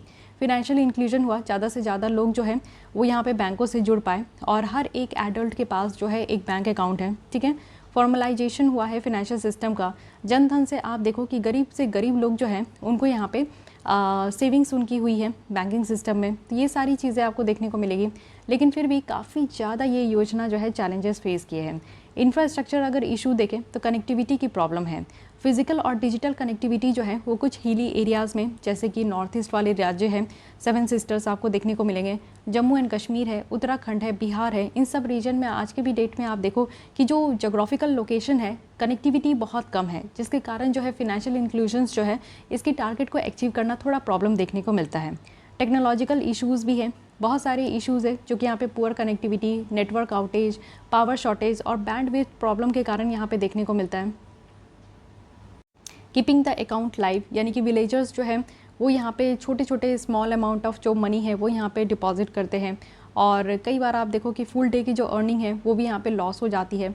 ऑन द अदर साइड अगर हम लोग देखें तो बैंक जो है वो यहाँ पे 100 से 150 रुपीज़ जो है पर अकाउंट में वो यहाँ पे स्पेंड करते हैं, लेकिन उनको उतना ज़्यादा जो है प्रॉफिट नहीं हो पाता बैंकों को। फिनेंशियल और टेक्नोलॉजी इलिटरेसी है, लोगों को यहाँ पे बैंक अकाउंट से तो जोड़ दिया गया बट लोगों को ये नहीं पता है, ग्रामीण क्षेत्र के लोगों को, कि उनको बैंकों में पैसे रखने कैसे हैं। फिनेंशियल इलिटरेसी देखने को मिला, अवेयरनेस की कमी है, नॉलेज नहीं है, उनके पास स्किल्स नहीं है। तो ये सारी चीज़ें जब है ही नहीं तो लोगों के पास बैंक अकाउंट होगा तो उससे क्या ही हो पाएगा। एक सर्वे के द्वारा ये बताया गया, जो वीज़ा रिव्यूज़ के द्वारा कंडक्ट किया गया, कि 65% जो इंडियंस है ना उनके पास फिनेंशियल लिटरेसी ही नहीं है। इट मीन्स कि फिनेंशियल लिटरेसी, पैसों से रिलेटेड जो लिटरेसी होनी चाहिए वो यहाँ पे नहीं है। डुप्लीकेशन ऑफ अकाउंट भी देखने को मिलेगा, बहुत सारे ऐसे लोग हैं जिनकी 1 नहीं 2-3 अकाउंट है, तो ये भी एक प्रॉब्लम हो रहा है। मैनेज करना, यानी कि बिजनेस कॉरेस्पॉन्डिंग की जो इकोसिस्टम है उसको मैनेज करना भी एक कॉम्प्लेक्स और अनवॉइडली टास्क है, जो कि ये भी देखने को मिल रहा है। So these are the things जो कि आप लोग देखो, इसमें क्या है कि ग्रीवियंस रिड्रेसल सिस्टम की कमी है कि अगर इस तरीके का प्रॉब्लम हो रहा है तो कहाँ अपनी कंप्लेन दर्ज कराएं। कमिटमेंट की कमी है कि टाइम टू टाइम जो है इस तरीके की जो अकाउंट है उसको मॉनिटर करें। प्रॉपर ट्रेनिंग की कमी है, जो यहाँ पे आपके बिजनेस कॉरेस्पॉन्डेंट एजेंट होते हैं ना उसको सही तरीके से यहाँ पे ट्रेनिंग भी नहीं दी जा रही है। So these are the challenges है। वे फॉरवर्ड में बताया जा रहा है कि हमें फिनेंशियल एम्पावरमेंट करने की ज़रूरत है और इस योजना को क्या करना है कि पीएम जन धन वृद्धि विथ यूनिवर्सल एक्सेस होनी चाहिए बैंक क्रेडिट की, वो भी अंडर प्रिविलेज सेक्शन को इस तरीके से लेकर आना है। इंफ्रास्ट्रक्चर की बात करें तो मॉडल ऑफ जो क्रेडिट हिस्ट्री है ये लेकर आना है। इट मीन्स कि जो कैश ट्रांजैक्शंस हो रही है उसमें रिडक्शन करने की ज़रूरत है और डिजिटल ट्रांजैक्शंस में जो है हमें मूव करने की ज़रूरत है। डिजिटल ट्रांजैक्शंस होगा तो और ज़्यादा बेटर हो पाएगा, और ज़्यादा आप लोग देख सकते हो कि लोगों को तक जो है ये लोगों को और ज़्यादा सेफ़ मिल पाएगा, लोगों की जो लीकेज है वो कम हो पाएगी, रुपे डेबिट कार्ड का ज़्यादा से ज़्यादा इस्तेमाल हो पाएगा, ये कॉस्ट इफेक्टिव भी होगा और ये आप देख सकते हो कि टेक्नो सेवी भी हो पाएगा। साथ ही जो अकाउंट होल्डर है उनको भी एक्सेस करानी है, यानी कि सिर्फ अपने नाम पे अकाउंट खोल कर ही नहीं रखना है, उनको माइक्रो क्रेडिट प्रोवाइड करना है, माइक्रो इन्वेस्टमेंट होनी चाहिए। और साथ ही साथ आप देख सकते हो कि डेटाबेस क्रिएट करना है। हमें ये ज़रूरत है कि हम लोग यहाँ पे एक डेटाबेस लेकर आए जिससे कि हम लोग कैप्चर कर सके कि लोगों की कितनी इनकम है, ट्रांजैक्शन हिस्ट्री कितनी है, वो इस अकाउंट से जो है कितना उसको यूज़ कर रहे हैं। तो इन सब से हमें जो है पूरी तरीके से डेटा मिल पाएगी। कंक्लूजन यही है कि प्रधानमंत्री जनधन योजना जो है एक ग्रेटर प्रॉमिस है। जिस तरीके से इसको लाया गया है वो बहुत ही अच्छे तरीके से जो है इसको आज के डेट में आप सक्सेस भी कह सकते हो, क्योंकि ये मोर जोग्राफिकली वाइड स्प्रेड है। एक अच्छा खासा बेनिफिट मिला है, लोग यहाँ पे टेक्नोलॉजी का ज़्यादा इस्तेमाल हो पा रहा है, लोगों को यहाँ पे फ़ायदा भी हुआ है, लेकिन कुछ लोग जो कि यहाँ पे पीछे रह गए उनको आगे लेकर आना है। इसी से रिलेटेड न्यूज़ आप देख सकते हो कि RBI के द्वारा रिलीज़ किया गया है पहली बार financial inclusion index. So this is again very important, क्योंकि पहली बार RBI के द्वारा लाया गया है और ये इंडेक्स याद रखना है। तो फाइनेंशियल इंक्लूजन इंडेक्स है जो कि एक कॉम्प्रिहेंसिव इंडेक्स है जिसमें RBI के द्वारा ये देखा गया है कि कितना फाइनेंशियल इंक्लूजन हमारे देश में हुआ है, ठीक है। और ये चीज़ें RBI के द्वारा इसको रिकमेंड भी किया गया है, national strategy for financial inclusion, जो कि आपका अभी 2024 तक रहेगा। इसमें पूरी डिटेल्स है बैंकिंग की, इन्वेस्टमेंट की, इंश्योरेंस की और पोस्टल की, साथ ही साथ पेंशन सेक्टर्स की भी यहाँ पे पूरी तरीके से यहाँ पे डिटेल्स रखी गई है। इन्फॉर्मेशन भी यहाँ पे कैप्चर किया गया है, बहुत सारे एस्पेक्ट जो कि फाइनेंशियल इंक्लूजन में आपको देखने को मिलेगा, 0 से लेकर 100। 0 यहाँ पे आपका रिप्रेजेंट कर रहा है फाइनेंशियल एक्सक्लूजन, यानी कि लोग जो है यहाँ पे अभी भी बाहर है, और 100 कहने का मतलब है कि पूरी तरीके से लोग जो है उनके पास बैंक अकाउंट है। साथ ही अगर हम लोग देखें तो इस बार 2021 का जो इंडेक्स है इसमें हमारी जो स्कोर है वो 53.9 है, और 2017 में कितनी थी तो 43 थी। इट मीन्स कि हमारे यहाँ पे स्कोर और भी ज़्यादा बेटर हुई है, ज़्यादा से ज़्यादा लोगों के पास बैंक अकाउंट है, ठीक है। और ये जो है यहाँ पे 3 ब्रॉड पैरामीटर्स हैं। तो पैरामीटर्स क्या क्या है कि लोगों के पास एक्सेस कितना है 35%, और लोग इसको यूज़ कितना कर रहे हैं तो 45%, क्वालिटी कैसी है 20%, ठीक है। टोटल आप देखो कि 97 इंडिकेटर्स है, बट उतना ज़्यादा आपको जानने की ज़रूरत नहीं है, 3 इंडिकेटर्स आर इनफ। अगर हम लोग फाइनेंशियल इंक्लूजन इंडेक्स देखें तो इसका कोई बेस ईयर नहीं है, इट मीन्स कि कंपेयर करने के लिए अभी तक कोई बेस ईयर यहाँ पे फिक्स नहीं किया गया, तो इसको आप लोग को याद रखना है। अब फाइनेंशियल इंक्लूजन कहने का मतलब है कि एक्सेस होनी चाहिए, यूजेस होना चाहिए और क्वालिटी होनी चाहिए। ये 3 यहाँ पे जो है बेसिक आपका पैरामीटर्स है। एक्सेस कैसा, तो बैंक ब्रांच होनी चाहिए उस एरिया में, तभी तो लोग बैंकों तक पहुँच पाएंगे। नंबर ऑफ़ ATM होनी चाहिए, तभी तो ATM कार्ड का यूज़ हो पाएगा, मनी विड्रॉ कर पाएंगे। बैंकिंग यहाँ पे कॉरेस्पॉन्डेंट होनी चाहिए, पॉइंट ऑफ सेल टर्मिनल होनी चाहिए, POS मशीन होना चाहिए, तभी तो लोग इस ATM कार्ड को यूज़ कर पाएंगे। यूजेस क्या क्या है, फ्रीक्वेंसी ऑफ अकाउंट यूजेस, यानी कि बेटर तरीके से आप जल्दी जल्दी अपने अकाउंट को यूज़ करो। क्रेडिट उसमें होनी चाहिए, इंश्योरेंस होते रहना चाहिए, इंश्योरेंस भी उसमें आपका स्कीम्स जो है वो इंक्लूड हो, रेमिटांसेस आए, कैशलेस हो, ठीक है, मोबाइल बेस्ड ट्रांजैक्शंस ज़्यादा से ज़्यादा हो, और क्वालिटी कैसी है तो फिनेंशियल लिटरेसी हो, लोगों को ज्ञान होना चाहिए कि हाँ फिनेंशियल लिटरेसी किसे कहते हैं, पैसे से रिलेटेड जो है ये लेन देन जितनी भी है उसकी जानकारी बेटर तरीके से होनी चाहिए। कंज्यूमर प्रोटेक्शन है, अगर किसी लोगों के साथ जो है किसी भी तरीके का धोखाधड़ी होता है तो उसको कैसे प्रोटेक्ट किया जाए। इनइक्वालिटीज़ आपको देखने को मिलेगा, सर्विस जो है वो डेफिशिएंसी है, सर्विस सही तरीके से लोगों तक पहुंच रही है कि नहीं पहुंच रही है। ग्रीवियंसेस रिड्रेसल, यानी कि जो परेशानियां हैं उसको कैसे यहाँ पे रिड्रेस किया जा रहा है कि नहीं किया जा रहा है। So these are the qualities है जो कि यहाँ पे फाइनेंशियल इंक्लूजन के तहत ये चेक किया जाएगा। सो ये आपका जो इंडेक्स है इसको भी ध्यान रखना है, दिस इज़ वेरी इंपॉर्टेंट। अब नेक्स्ट आर्टिकल में आते हैं जो कि है न्यू बैंक्स। तो न्यू बैंक्स अभी न्यूज़ में क्यों हैं, क्योंकि रिसेंटली फिनटेक प्लेटफॉर्म्स के द्वारा समटाइम्स हम लोग देखते हैं कि न्यू बैंक कहा जाता है।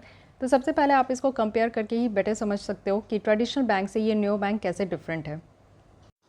तो सबसे पहले देख लेते हैं कि सर्विस प्लेटफॉर्म कैसी है। तो ट्रेडिशनल बैंक जैसे कि आपके अकाउंट होगी किसी न किसी बैंक में, चाहे वो SBI हो, बैंक ऑफ इंडिया हो, कोई भी बैंक हो, तो उसकी फिजिकल इंफ्रास्ट्रक्चर होती है, वहाँ आप लोग जाते हो, अपनी बैंकिंग सर्विस जो भी है वो आपको वहाँ प्रोवाइड किया जाता है। बट अगर हम लोग न्यू बैंक की बात करें तो ये कम्प्लीटली अब आपका मोबाइल बैंक है।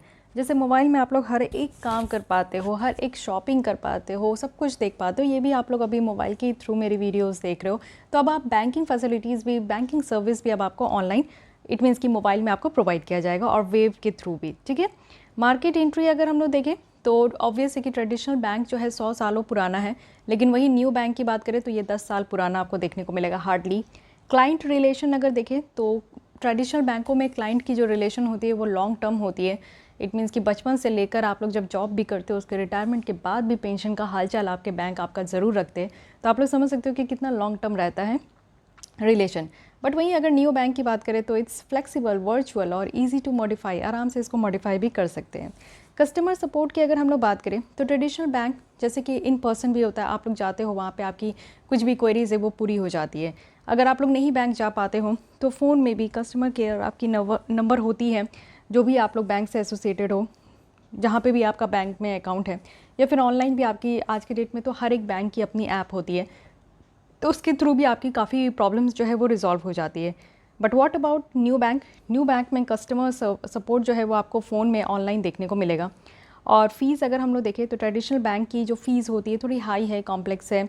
इट मीन्स कि आप लोग मेंटेनेंस चार्जेस वगैरह भी देखते हो, ATM चार्जेस वगैरह, ये सारी चीज़ें आपकी बैंक कट डाउन करती है। लेकिन वही अगर हम लोग न्यू बैंक की बात करें तो यहाँ पे फ़ीस बहुत कम है, इवन ट्रांसपेरेंट भी है, क्योंकि ऑनलाइन है, डिजिटल है, तो हर कुछ ट्रांसपेरेंट होती है। बैंकिंग लाइसेंस की बात करें तो पूरी आप देखो कि जो फिज़िकल इंफ्रास्ट्रक्चर में जो पुरानी बैंकें हैं, ट्रेडिशनल बैंक है, वो पूरे लाइसेंस पे ही काम करते हैं, ठीक है। लेकिन अगर हम लोग यहाँ पे न्यू बैंक की बात करें तो इनको लाइसेंस लेने की ज़रूरत नहीं भी है, अगर थोड़ा बहुत भी ले सकते हैं, पार्शियल भी है या फिर नहीं भी है, या फिर पूरी तरीके से, ठीक है। बैंक ऑफिस की अगर हम लोग बात करें तो बैंक ऑफिस आपको ट्रेडिशनल बैंक की तो देखने को मिलेगी, बट ऐसे न्यू बैंक की कोई बैंक ऑफिस नहीं देखने को मिलेगी।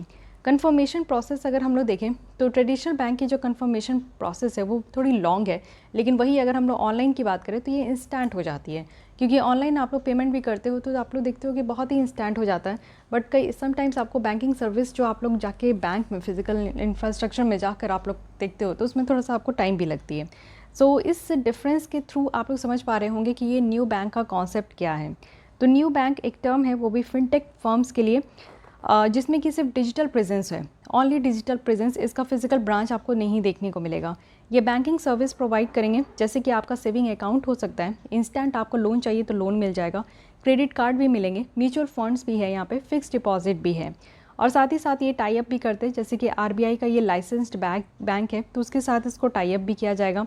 साथ ही साथ आप देखो कि इनको स्मॉल फाइनेंस बैंक और जो स्मॉल स्केड्यूल कमर्शियल बैंक है उनके साथ भी इसको टाई अप किया जाएगा। लेकिन ऐसा कोई कैटेगरी ऑफ बैंक नहीं है, जैसे कि आप RBI रूल्स के तहत देखो तो न्यू बैंक को जो है ना, कोई इस तरीके का बैंक की कैटेगरी में नहीं रखा जाएगा। अब इसको लाने की ज़रूरत क्या थी? क्योंकि आप देखो कि न्यू बैंक ये डिफरेंट है ट्रेडिशनल बैंक से, तो भाई साहब ऐसी बैंक की ज़रूरत क्यों पड़ी और इससे क्या बेनिफिट है? बेनिफिट ये है कि आप देखो कि मोबाइल फर्स्ट, आज के डेट में हम लोग जो भी काम करते हैं तो सबसे पहले मोबाइल उठाते हैं, उसी में सर्च करते हैं। तो कितना अच्छा है कि मोबाइल उठाओ आपको बैंक भी मिल जा रहा है कि नहीं। तो यहाँ पे क्या है कि टेक्नोलॉजी को हम लोग ज़्यादा से ज़्यादा इस्तेमाल कर पाएंगे। साथ ही न्यू बैंक को टाई अप किया जाएगा स्मॉल बैंक से, जिसमें कि यहाँ पे हायर इंटरेस्ट रेट होगा सेविंग अकाउंट्स में। तो अब अगर आपका सिंगल न्यू बैंक है तो इसको टाई अप किया जाएगा मल्टीपल रेगुलेटेड बैंक के साथ। साथ ही ये क्या होगी कि जो स्पेंडिंग है, जिस तरीके से खर्चे किए जा रहे हैं ना, उसको एनालाइज किया जाएगा, ट्रैक किया जाएगा। साथ ही आप लोग देखो कि इसमें ज़्यादा से ज़्यादा चॉइस होंगे, बेटर यहाँ पे कस्टमर एक्सपीरियंसेस होगा। इट मीन्स कि न्यू अकाउंट ऑनलाइन होगा, जो कि कुछ ही मिनट में ही आपका ओपन हो जाएगा। जब आप बैंक अकाउंट ओपन करने जाओगे किसी भी बैंक में तो आपको 1 से 2 दिन वो लोग ले लेते हैं, लेकिन यहाँ क्या है कि तुरंत आपका इंस्टेंट ओपन हो जाएगा। एग्जिस्टिंग जो बैंक अकाउंट है उसके साथ आप कनेक्ट रहोगे, पेमेंट भी आप इमीडिएटली रिसीव कर पाओगे, साथ ही यहाँ पे पे भी कर पाओगे। जो भी बिल है वो मल्टीपल ऑप्शन आपको देखने को मिलेगा, उसके थ्रू आप लोग अपने बिल को भी पे कर पाओगे। लेकिन न्यू बैंक के साथ इशू क्या है? इशू है कि IT लीगेलिसी जो है वो कॉम्प्लेक्स है, क्योंकि आज के डेट में आप लोग देखते हो कि हमारे यहाँ साइबर अटैक्स बहुत ज़्यादा होते हैं और राइट टू प्राइवेसी का भी कोई ठिकाना नहीं है। कह तो दिया गया है कि ये हमारी फंडामेंटल राइट्स हैं, बट आज के डेट में कोई कानून नहीं है जो कि इस चीज़ को मीन्स हमारे यहाँ एक डेटा प्रोटेक्शन एक्ट नहीं है, तो इसलिए हमारी जो राइट टू प्राइवेसी है वो कहीं ना कहीं खतरे में रहती है। तो एक कॉम्प्लेक्स IT लीगेसी है हमारे यहाँ। साथ ही इनएडिक्वेट डेटा आर्किटेक्चर है हमारे यहाँ, सही तरीके से डेटा आर्किटेक्चर भी नहीं है। हायर कॉस्ट मैनेजमेंट है, ऑनलाइन किसी भी चीज़ को मैनेज करने के लिए काफ़ी ज़्यादा खर्चे करने पड़ते हैं।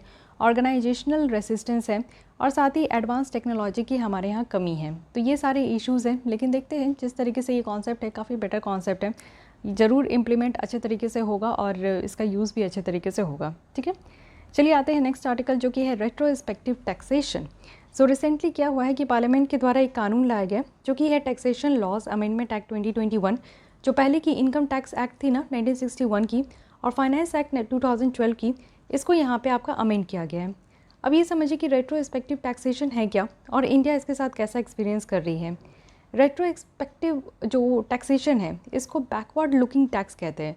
इट मीन्स कि अभी आप लोग देखो कि दो तरीके का आप टैक्स देते हो। अगर आप लोग अर्न कर रहे हो तो डायरेक्ट टैक्स देते हो, ठीक है, और कोई भी चीज़ परचेज़ करते हो तो इनडायरेक्ट टैक्स देते हो, और जीएसटी भी देते हो आप लोग, ठीक है। सेंट्रल जीएसटी भी इसमें आपका डिवाइड होता है, साथ ही स्टेट जीएसटी होता है। मान लीजिए आप लोग 12% की अगर आप जीएसटी दे रहे हो तो ये आपका डिवाइड होता है। 6% आप लोग CGST देते हो और 6% आपका जो है SGST होता है। कोई भी आप लोग रिसिप्ट में देख सकते हो, ठीक है। उसके बाद आपका क्या होता है, उसके अलावा आप ये प्रेजेंस में दे रहे हो। इट मीन्स कि कुछ भी आप काम कर रहे हो उसके लिए ये सारे टैक्स दे रहे हो। लेकिन जस्ट आप सोचिए कि 10 साल पहले आप कोई काम किए थे, उसके लिए आज के डेट में आपको टैक्स देना पड़े तो कैसा लगेगा। बस इसी चीज़ को हम लोग कहते हैं यहाँ पे रेट्रोस्पेक्टिव टैक्स, जिसमें कि कंट्री को अलाउ किया जाता है कि एक रूल पास करे और कुछ सर्टेन प्रोडक्ट्स में, आइटम्स में, सर्विसेज में, इवन डील्स में भी, या फिर कोई कंपनी को चार्ज भी कर सकते हैं किसी एक डेट में। यानी कि आज के डेट में 2021 है तो मान लीजिए कि 2010 में किसी कंपनी को हम लोग चार्ज करें, और ऐसा कंट्री को अलाउ किया जाता है कि वो अपने यहाँ किसी कंपनी को चार्ज भी कर सकते हैं 2010 के हिसाब से, कि ठीक है उस समय ऐसा आपका प्रोडक्ट था, ऐसा आपका प्रॉफिट हुआ था, तो आप उस हिसाब से आज के हिसाब से आप 2010 का हमें टैक्स दो। तो ये भी चीज़ आपको देखने को मिलेगा कि काफ़ी पीछे जाकर ये टैक्स मान लिया जा रहा है। तो इस चीज़ को यहाँ पे कहते हैं रेट्रोस्पेक्टिव टैक्सेशन, ठीक है। इससे क्या होता है ना, इससे हेल्प होती है। क्या हेल्प होती है कि जो मिसयूज़ है टैक्स लॉ लूप होल्स का, कंपनीज़ काफ़ी ज़्यादा आप देखते हो ना कि जो कंपनीज़ होती है वो अपनी एक ब्रांच वैसे जगह ज़रूर ओपन करती है ना जो टैक्स हेवन कंट्रीज़ हैं, या फिर वहाँ पे बहुत कम टैक्स उनको देना होता है। तो इस तरीके से टैक्स चोरी करती है बहुत सारी कंपनीज़। तो जो टैक्स चोरी करती है या फिर जो टैक्स कानून है उसका कई तरीके से मिसयूज़ होता है, तो उसको रोकने के लिए इस तरीके का एक बार रेट्रोस्पेक्टिव टैक्सेशन लाया गया है। ये पहली बार नहीं है, फर्स्ट टाइम इसको 2012 में इंट्रोड्यूस किया गया था। और जो इनकम टैक्स डिपार्टमेंट है उनको एम्पावर किया गया है कि वो टैक्स डिमांड को रेज़ करे कैपिटल गेन पे, ठीक है।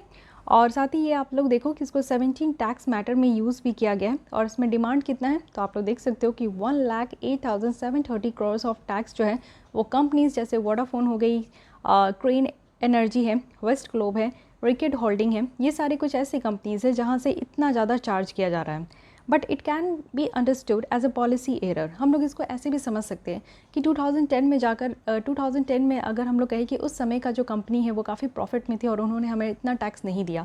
इट मीन्स कि आज हमारी आँख खुल रही है, 10 साल पहले हम लोग सो रहे थे। तो ये इसको हम लोग कैसे समझ सकते हैं कि आज सरकार को याद आ रहा है कि अरे यार 10 साल पहले 2010 में ये कंपनी इतना ज़्यादा अच्छा कर रही थी। आज की भी डेट में वोडाफोन कहीं कहीं बहुत अच्छी सर्विस प्रोवाइड करते हैं, लेकिन एक समय था वोडाफोन का, है कि नहीं। तो सरकार को याद आ रहा है कि वोडाफोन एक समय बहुत ही अच्छा खासा अपना मार्केट बनाया हुआ था, क्यों ना इससे टैक्स ले लेते हैं, टैक्स के फॉर्म में अपना इसका जितना प्रॉफिट हुआ था उसका टैक्स आज के डेट में लेते हैं। तो ये चीज़ें तो आप लोग कह सकते हो कि पॉलिसी एरर भी इसको कह सकते हैं हम लोग। लेकिन क्या पोटेंशियल है, what are the potential negative impact of retrospective taxation.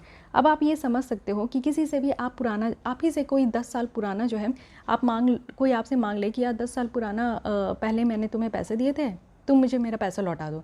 अब आपको याद ही नहीं है या फिर आप पैसे दे दिए होंगे, लेकिन कोई ज़बरदस्ती मांगे तो कितना गुस्सा आएगा। कहीं से भी आपको अच्छा लगेगा, कहीं से भी अच्छा नहीं लगेगा। तो इसलिए हमेशा ये कहा जाता है ना कि जो रेट्रोस्पेक्टिव टैक्सेशन है ये नेगेटिव इन नेचर है, और इसका इम्पैक्ट किसी भी देश में अगर ये इस तरीके की टैक्सेशन अप्लाई की जाती है तो उसका इम्पैक्ट हमेशा नेगेटिव होता है। क्योंकि ये देखो जो टैक्स सर्टेनिटी की प्रिंसिपल है उसके अगेंस्ट में जा रहा है। रेट्रोस्पेक्टिव टैक्स जो है वो जो टाइम लिमिट होती है, जो यहाँ पे section 149 of income tax act के तहत ये प्रोवाइड किया गया है, इसको ये रिमूव करता है। तो ये चीज़ें है कि कानून के अगेंस्ट में जा रहा है। सेकंड है कि प्राइवेट इन्वेस्टर और कंपनीज़ को काफ़ी हर्ट होती है। अब देखिए कंपनीज़ का क्या होता है, प्राइवेट कंपनीज़ की क्या होती है कि वो प्रॉफिट पे खेलते हैं, जहाँ उनको प्रॉफिट होती है वो वहीं इन्वेस्ट करते हैं और वहीं अपनी जो है कंपनी सेटअप भी करते हैं। जिस दिन उनको ये लग जाएगा कि अच्छा इंडिया में ऐसा रूल आ चुका है कि वो 10 साल 20 साल पुरानी टैक्स अभी वसूल रहे हैं, तो कोई इन्वेस्टर आएंगे नहीं और कंपनीज जो ये सेटअप भी है ना वो अपनी कंपनी उठा के चल जाएगी, तो हमारे यहाँ लॉस होगा। साथ ही आप देखो कि आर्बिट्रेशन इश्यूज़ निकल कर आएंगे, बहुत सारे कंपनीज जो है वो झड़प करेंगे, कोई देना नहीं चाहेगा ना, क्यों देना चाहेगा, सब तो टैक्स चोरी करना चाहते हैं, तो पुराना टैक्स का हिसाब कोई क्यों देगा। तो ये बात भी है कि आर्बिट्रेशन इश्यूज़ भी निकल कर आएंगे। और साथ ही आप लोग देखो कि हम लोग सिग्नेटरी है convention on the recognitions and enforcement of foreign arbitral award, जिसे हम लोग न्यूयॉर्क आर्बिट्रेशन कन्वेंशन भी कहते हैं। तो इसमें भी प्रॉब्लम हो जाएगा। साथ ही इंडिया की जो रेपुटेशन है वो काफ़ी ज़्यादा बर्बाद होने वाली है। बहुत सारी फिनेंशियल और इंफ्रास्ट्रक्चर रिफॉर्म जो हम लोग कर रहे हैं, क्यों कर रहे हैं? Ease of doing business. Ease of doing business एक रिपोर्ट है जो कि वर्ल्ड बैंक के द्वारा ये रिलीज़ की जाती है। इसमें टोटल 10 इंडिकेटर्स हैं और माना ये जाता है कि हमारी आज की डेट में जो रैंक है वो 63 है, ठीक है। हालांकि 2020-21 में इसकी अभी तक रिपोर्ट नहीं आई है, बट टिल नाउ हम लोग इसको 63 रैंक में हम लोग काउंट होते हैं। अब मोदी जी का सपना है कि हम लोग को अंडर 50 आना है, रैंक 50 के अंदर आना, ठीक है, टॉप 50 में काउंट होनी है। और किस चीज़ में काउंट होनी है? कि हमारा देश एक ऐसा देश हो जहाँ पे बिज़नेस एनवायरनमेंट हो, आप लोग कोई भी आओ बिज़नेस यहाँ पे कर सकते हो, ठीक है। तो उसके लिए काफ़ी ज़्यादा हम लोग कोशिश कर रहे हैं, फिनेंशियल और इंफ्रास्ट्रक्चर रिफॉर्म कर रहे हैं। तो ये तो बेटर है, हमारी रैंक जिस तरीके से इंप्रूव हो रही है आगे भी इंप्रूव होगी। लेकिन अब आप ये सोचो कि इस तरीके का जो टैक्स वाला नेचर लाया जाएगा तो क्या हमारे यहाँ कोई बिज़नेस करना चाहेगा? जिस तरीके से हमारी एक तरफ जो है बिज़नेस इन्वायरमेंट अच्छी हो रही है, वहीं दूसरी तरफ सडन डाउन हो जाएगी, है कि नहीं? तो ये हमारी इंडिया की रेपुटेशन डैमेज तो करेगी, साथ ही साथ हमारे यहाँ जो फॉरेन डायरेक्ट इन्वेस्टमेंट इनफ्लो बहुत ज़्यादा बढ़ते जा रहा है वो कम हो जाएगा, कोई इन्वेस्ट ही नहीं करना चाहेगा, क्योंकि हमारे यहाँ जो पोटेंशियल इन्वेस्टर्स की जो कॉन्फिडेंस है ना वो कम हो जाएगी, ठीक है। साथ ही इफ़ेक्टिवनेस आप देखो कुछ स्पेशल इनिशिएटिव की, वो यहाँ पे कम हो जाएगी। जैसे कि आज के डेट में आप देखते हो कि IFSC का गिफ्ट सिटी है, कहाँ है? गुजरात में। तो ये इस तरीके का हम लोग ये गिफ्ट सिटी बनाया है जिससे कि इन्वेस्टमेंट अट्रैक्ट करने के लिए बनाया है। अब इस तरीके का काम होगा जहाँ स्पेशल जो इनिशिएटिव्स हैं, हम लोग इस तरीके का काम एक जगह कर रहे हैं। दूसरी जगह क्या है कि ये रेट्रोस्पेक्टिव टैक्सेशन लाकर हम लोग अपनी पैर पे ही कुल्हाड़ी मार रहे हैं। इस तरीके से आप लोग समझ सकते हो। सेकंड है कि यहाँ पे बहुत सारे विशियस साइकिल हैं, लो इन्वेस्टमेंट का, लो टैक्स रेवेन्यू का, साथ ही लो ग्रोथ है। यहाँ पे हमारी एम्प्लॉयमेंट अपॉर्चुनिटी भी कम हो जाएगी। तो इतने सारे नेगेटिव इम्पैक्ट्स आपको देखने को मिलेंगे जस्ट एक काइंड ऑफ टैक्स के कारण। तो इतना आपको समझना होगा कि इससे क्या क्या इम्पैक्ट है, क्योंकि इम्पैक्ट आप लोग देख रहे हो कि किस तरीके से डायनेमिक नेचर ऑफ क्वेश्चंस पूछे जा रहे हैं प्रीलिम्स में। साथ ही आप लोग स्टेट PCS भी देते हो तो इसी तरीके की थोड़ी सी एनालिटिकल क्वेश्चन ही पूछे जा रहे हैं। तो ऐसे आप लोग सोच समझ के पढ़ सकते हो, ठीक है। साथ ही यहाँ पे ये केसेस के बारे में बताई जा रही है। सो this is not at all important, ये कहीं पे भी आपसे नहीं पूछा जाएगा। पूछा ये जाएगा कि क्या क्या चेंजेस जो है वो इंट्रोड्यूस किया गया है इस बार के कानून में। तो सबसे पहले जो IT एक्ट 1961 का जो सेक्शन 9 है उसको अमेंड किया गया है, और जो डिमांड है इनडायरेक्ट ट्रांसफ़र जो इंडियन एसेट का किया जाता था उस चीज़ को यहाँ पर डिमांड को ज़ीरो कर दिया गया है। रिफ़ंड जो है किसी भी पेड जो कि केसेस में होता था बिना किसी इंटरेस्ट का, उसको रिफ़ंड किया गया। ऑफशोर ट्रांजैक्शंस है जिसमें कि इंडियन एसेट भी है जो एग्जीक्यूट हो रहा है 2012 के बाद, वो स्टिल टैक्सेशन है, यानी कि 2012 के बाद से जो है जितनी भी ऑफशोर ट्रांजैक्शन हो रही है हमारे इंडियन एसेट्स के साथ, तो उसको यहाँ पे टैक्स किया जा रहा है, उसके टैक्स यहाँ पे देनी है। कंक्लूजन क्या निकल कर आ रहा है कि जो ये न्यू लॉ है, न्यू तरीके के कानून है ना, इससे ज़्यादा ट्रांसपेरेंट, स्टेबल और प्रिडिक्टेबल टैक्सेशन रिजिम होगा हमारे यहाँ। इट मीन्स कि जो भी कंपनी है जो 2012 के बाद से जो उनका जिस तरीके से काम धाम हो रहा है उसमें अगर टैक्सेशन लगाई जा रही है तो दिस इज़ गुड। और ये पॉजिटिव सिग्नल भी यहाँ पे आपका सेंड करेगा इन्वेस्टर को कि इन जो एबिलिटी है इंडिया की कि वो यहाँ पे लेगेसी इशू को सॉर्ट आउट कर सकती है, जिससे कि इन्वेस्टमेंट उनके यहाँ बढ़े और अर्ली रिकवरी हो सके जो कोविड-19 को लेकर, ठीक है। तो ये चीज़ें हैं कि कंक्लूजन में पॉजिटिव कहा जा रहा है, लेकिन हालांकि आप देखते हो कि इसका इम्पैक्ट मोस्टली नेगेटिव होता है। बहुत लॉन्ग रन में आप देखोगे तो पॉजिटिव होगा, बट क्या कर सकते हैं, कंक्लूजन आप लोग को ऐसे ही लिखना होगा अपने आंसर में भी, ऑप्टिमिस्टिक कंक्लूजन लिखना है, चाहे क्वेश्चन कितनी नेगेटिव नेचर की हो। ये चीज़ें आप लोग को एकदम गांठ बांध लेनी है, प्रैक्टिस कीजिए मीन्स आंसर राइटिंग की। देखती हूँ अगर आप लोग चाहते हो कि मीन्स आंसर राइटिंग इनिशिएटिव मैं फिर से स्टार्ट करूँ जैसे लास्ट ईयर था, तो आप लोग कमेंट बॉक्स में रिक्वेस्ट कर सकते हो, बोल सकते हो, तो मैं यहाँ पे कुछ सोचूंगी आप लोग के लिए भी कि मीन्स आंसर राइटिंग किस तरीके से मुझे करानी चाहिए या नहीं करानी चाहिए। आप लोग इंटरेस्टेड हो तो ज़रूर मैं यहाँ पे वीक में 2 दिन 3 दिन का मीन्स आंसर राइटिंग प्रोग्राम मैं आप लोग को दूंगी, ठीक है। चलिए देख लेते हैं कि सॉवरेन राइट टू टैक्स और इसकी लिमिट क्या है। राइट टू टैक्स जो है एक कोर सोवरेन पावर है, यानी कि टैक्स का, जैसे कि हर एक कंट्री में आप देखो कि सरकार को टैक्स लेने का अधिकार है, और हमारे संविधान में भी गवर्नमेंट को ये एम्पावर किया गया है कि वो टैक्स लगा सकते हैं और चार्ज कर सकते हैं। साथ ही आप लोग देखो कि इन्वेस्टर जो स्टेट डिस्प्यूट सेटलमेंट है ट्रिब्यूनल है, ये एज वेल, और बायलैटरल इन्वेस्टमेंट ट्रीटी भी है जो कि सर्टेन लिमिट्स लगाती है राइट के ऊपर कि एक्सप्रोप्रिएशंस, ठीक है, क्या है कि नो कॉन्फिस्केशन और क्लेम ऑन प्रॉपर्टी। आप देखो कि सरकार जो है किसी भी अगर मान लो कि कोई कंपनी अगर वो टैक्स नहीं फुलफिल कर रही है, उस हिसाब का टैक्स नहीं दे रही है, तो इट मीन्स ऐसा नहीं है कि उनकी प्रॉपर्टी को कॉन्फिस्केट कर लेना है, यानी कि जब्त नहीं करना है। फेयर और इक्विटेबल ट्रीटमेंट करनी है। इट मीन्स कि टैक्स का जो नेचर है ना वो डिस्क्रिमिनेटरी नहीं होनी चाहिए, वो इक्वल होना चाहिए। हर किसी के ऊपर अगर टैक्स लगाया जा रहा है तो वो इक्वल इन नेचर हो। 2016 में क्या हुआ कि इंडिया के द्वारा एक मॉडल यहाँ पे लाया गया जिसको बायलैटरल इन्वेस्टमेंट ट्रीटी कहते हैं, जिसमें कि जो टैक्सेशन मेजर्स है ना अपने स्कोप से इसको बाहर रखा गया है। और जो ISDC है, इट मीन्स कि इन्वेस्टर स्टेट डिस्प्यूट सेटलमेंट है, इसके स्कोप को कम किया गया। जो सॉवरेन राइट ऑफ टैक्स में काफ़ी ज़्यादा इंटरफेयर करते हैं तो इस चीज़ को कम किया गया। तो ये चीज़ें ध्यान रखना है कि हाँ लिमिट है, लेकिन सॉवरेन राइट टू टैक्स भी है हमारे देश में। सो this is all about this retrospective tax. काफ़ी ज़्यादा शॉर्ट है, लेकिन इसके पीछे आप कहानी देखोगे तो काफ़ी बड़ी है, और ये टॉपिक अपने आप में ही बहुत बड़ी है, बट समझने की कोशिश कीजिए कि है क्या और इसका क्या इम्पैक्ट है। ओके, नेक्स्ट आते हैं private sector participation in railway. अब हम लोग अगर देखें तो रिसेंटली यहाँ पे पब्लिक प्राइवेट पार्टनरशिप की बिड हो रही है, वो पैसेंजर ट्रेन ऑपरेशन प्रोजेक्ट में, जो कि ओपन किया गया था। तो सबसे पहले हम लोग अपने इंडियन रेलवे के बारे में छोटी सी इन्फॉर्मेशन है, फैक्ट से इसके बारे में समझिए। इंडियन रेलवे जो है ये 4th लार्जेस्ट रेल नेटवर्क है पूरे वर्ल्ड में, US, चाइना और रशिया के बाद। तो हम लोग रेल नेटवर्क में भी 4th नंबर पे आते हैं। रेलवे रन करती है 13,300 पैसेंजर ट्रेन और 9,200 फ्रेट ट्रेन। इट मीन्स कि पैसेंजर ट्रेन ज़्यादा है और फ्रेट ट्रेन कम है, ठीक है, इतना याद रखना, ये डेली बेसिस में। और साथ ही साथ रेलवे में आप देखो कि कितने लोग एम्प्लॉयड हैं, तो 1.33 मिलियन पीपल्स एम्प्लॉयड हैं। ये वर्ल्ड का 2nd लार्जेस्ट रेल नेटवर्क है अगर हम लोग वन सेंट्रल मैनेजमेंट के तहत अगर देखें तो। यहाँ पे मोनोपोली भी है, इट मीन्स कि रेल सेगमेंट में आप देखो तो मोनोपोली है, बट प्राइवेट पार्टिसिपेशन से क्या होगा कि सिर्फ यहाँ पे सर्टेन एक्टिविटीज़ जो है प्राइवेट कंपनीज़ को दी जाएगी। ये भी चीज़ें देख लेते हैं, बैकग्राउंड देखते हैं कि प्राइवेट सेक्टर पार्टिसिपेशन से रेलवे पैसेंजर ऑपरेशन में कब कब देखने को मिला। तो देखिए कमेटी है जो कि है सैम पित्रोदा कमेटी रिपोर्ट 2011। यहाँ पे रिकमेंड किया गया था कि प्राइवेट इन्वेस्टमेंट को अट्रैक्ट करना है बहुत सारे एरिया में जो कि रेलवे का है, जैसे कि स्टेशन है, स्टेशन को क्लीन और मतलब कि एडवांस करना है, टर्मिनल को एडवांस करना है, जो रेल कॉरिडोर है उसको एलिवेट करना है, हाई स्पीड रेल होनी चाहिए, प्राइवेट फ्रेट टर्मिनल्स होनी चाहिए, और लोको और कोच मैन्युफैक्चरिंग यूनिट होनी चाहिए। तो ये सारे कुछ ऐसे एरिया है इंडियन रेलवे में जहाँ पे ये रिकमेंड किया गया था इस कमेटी के द्वारा कि हाँ प्राइवेट पार्टिसिपेशन होनी चाहिए। उसके बाद one of the most important जो 2015 की कमेटी है, विवेक देबरॉय कमेटी। तो विवेक देबरॉय कमेटी के द्वारा रिकमेंड किया गया कि प्राइवेट एंट्री होनी चाहिए, जो कि दोनों तरीके के ट्रेन में, एक तो पैसेंजर ट्रेन है जिसमें कि हम लोग चलते हैं, और दूसरे में जो कि फ्रेट ट्रेन है जिसमें सामान चलती है, मालगाड़ी जिसको आप लोग कहते हो। तो दोनों में इनके द्वारा कहा गया था कि हाँ प्राइवेट एंटिटीज़ की एंट्री होनी चाहिए और ये इंडियन रेलवे को ये अलाउ करना चाहिए, ठीक है।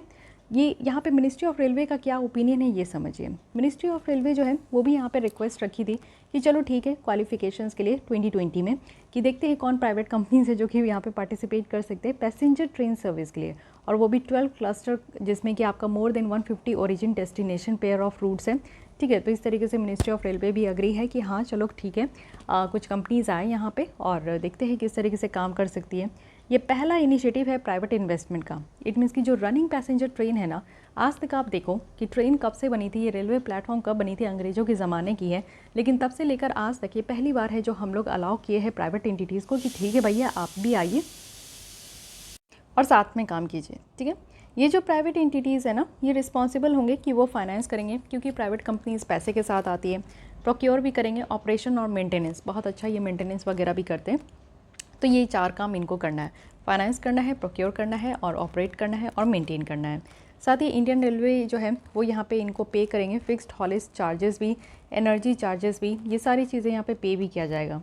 Train shall be design for a minimum speed, यानी कि ट्रेन को ऐसा डिज़ाइन करना है कि मैक्सिमम स्पीड जो है 160 किलोमीटर पर आवर के तरीके से ये चले, और फास्टर ट्रेन होनी चाहिए हमारे देश में, ये बातें कही गई है। मिनिस्ट्री ऑफ रेलवे के द्वारा यहाँ पे आप देखो कि दोनों प्राइवेट और जो पब्लिक सेक्टर है उनके लिए बीट किया गया कि 29 पेयर्स ऑफ ट्रेन जो है, यानी कि 40 मॉडर्न रेक्स में, जिसमें कि इन्वेस्टमेंट कितना हो रहा है, तो 7,200 करोड़ तक का इन्वेस्टमेंट हो रहा है, और यहाँ पे 29 पेयर्स ऑफ ट्रेन को यहाँ पे हाईटेक ट्रेन बनानी है, ठीक है। अब देखते हैं कि चलो ठीक है, जब हम लोग अंग्रेज़ों के ज़माने से लेकर आज तक कभी ऐसा नहीं सोचा कि प्राइवेट कंपनीज़ की ज़रूरत है, इंडियन रेलवे सब कुछ खुद ही संभाल रहे थे, तो अचानक से इनकी ज़रूरत क्यों पड़ी, है कि नहीं। ये सब इंटरव्यू की क्वेश्चन होती है, लेकिन ये आपको भी समझना होगा कि क्यों ज़रूरत पड़ी। सबसे पहला है कि आज के डेट में आप देख रहे हो कि हमारी पॉपुलेशन तो इस तरीके से बढ़ रही है, जैसा कुछ भी चीज़ नहीं हमारे देश में बढ़ रहा है कि नहीं। और ये भी यूनाइटेड नेशन के द्वारा कहा गया कि अगर यही हाल रहा भारत का तो 2027 तक तो हम लोग चाइना को भी सरपास कर देंगे।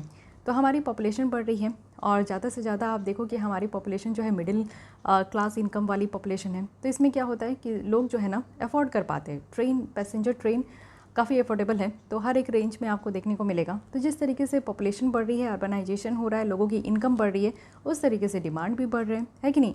यहाँ पे 40% जो टोटल ग्लोबल शेयर आपको देखने को मिलेगा वो रेल एक्टिविटी का 2050 तक होने वाला है, ऐसा बताया जा रहा है। रेलवे बोर्ड के अकॉर्डिंग अगर हम लोग देखें तो 5 करोड़ जो है passenger could not be accommodated during 2019 से 20, क्योंकि आप लोग देखो कि क्या हुआ था कि पैंडेमिक था। पैंडेमिक में तो सबसे पहले लंबी समय से इंडियन रेलवे ठप थी।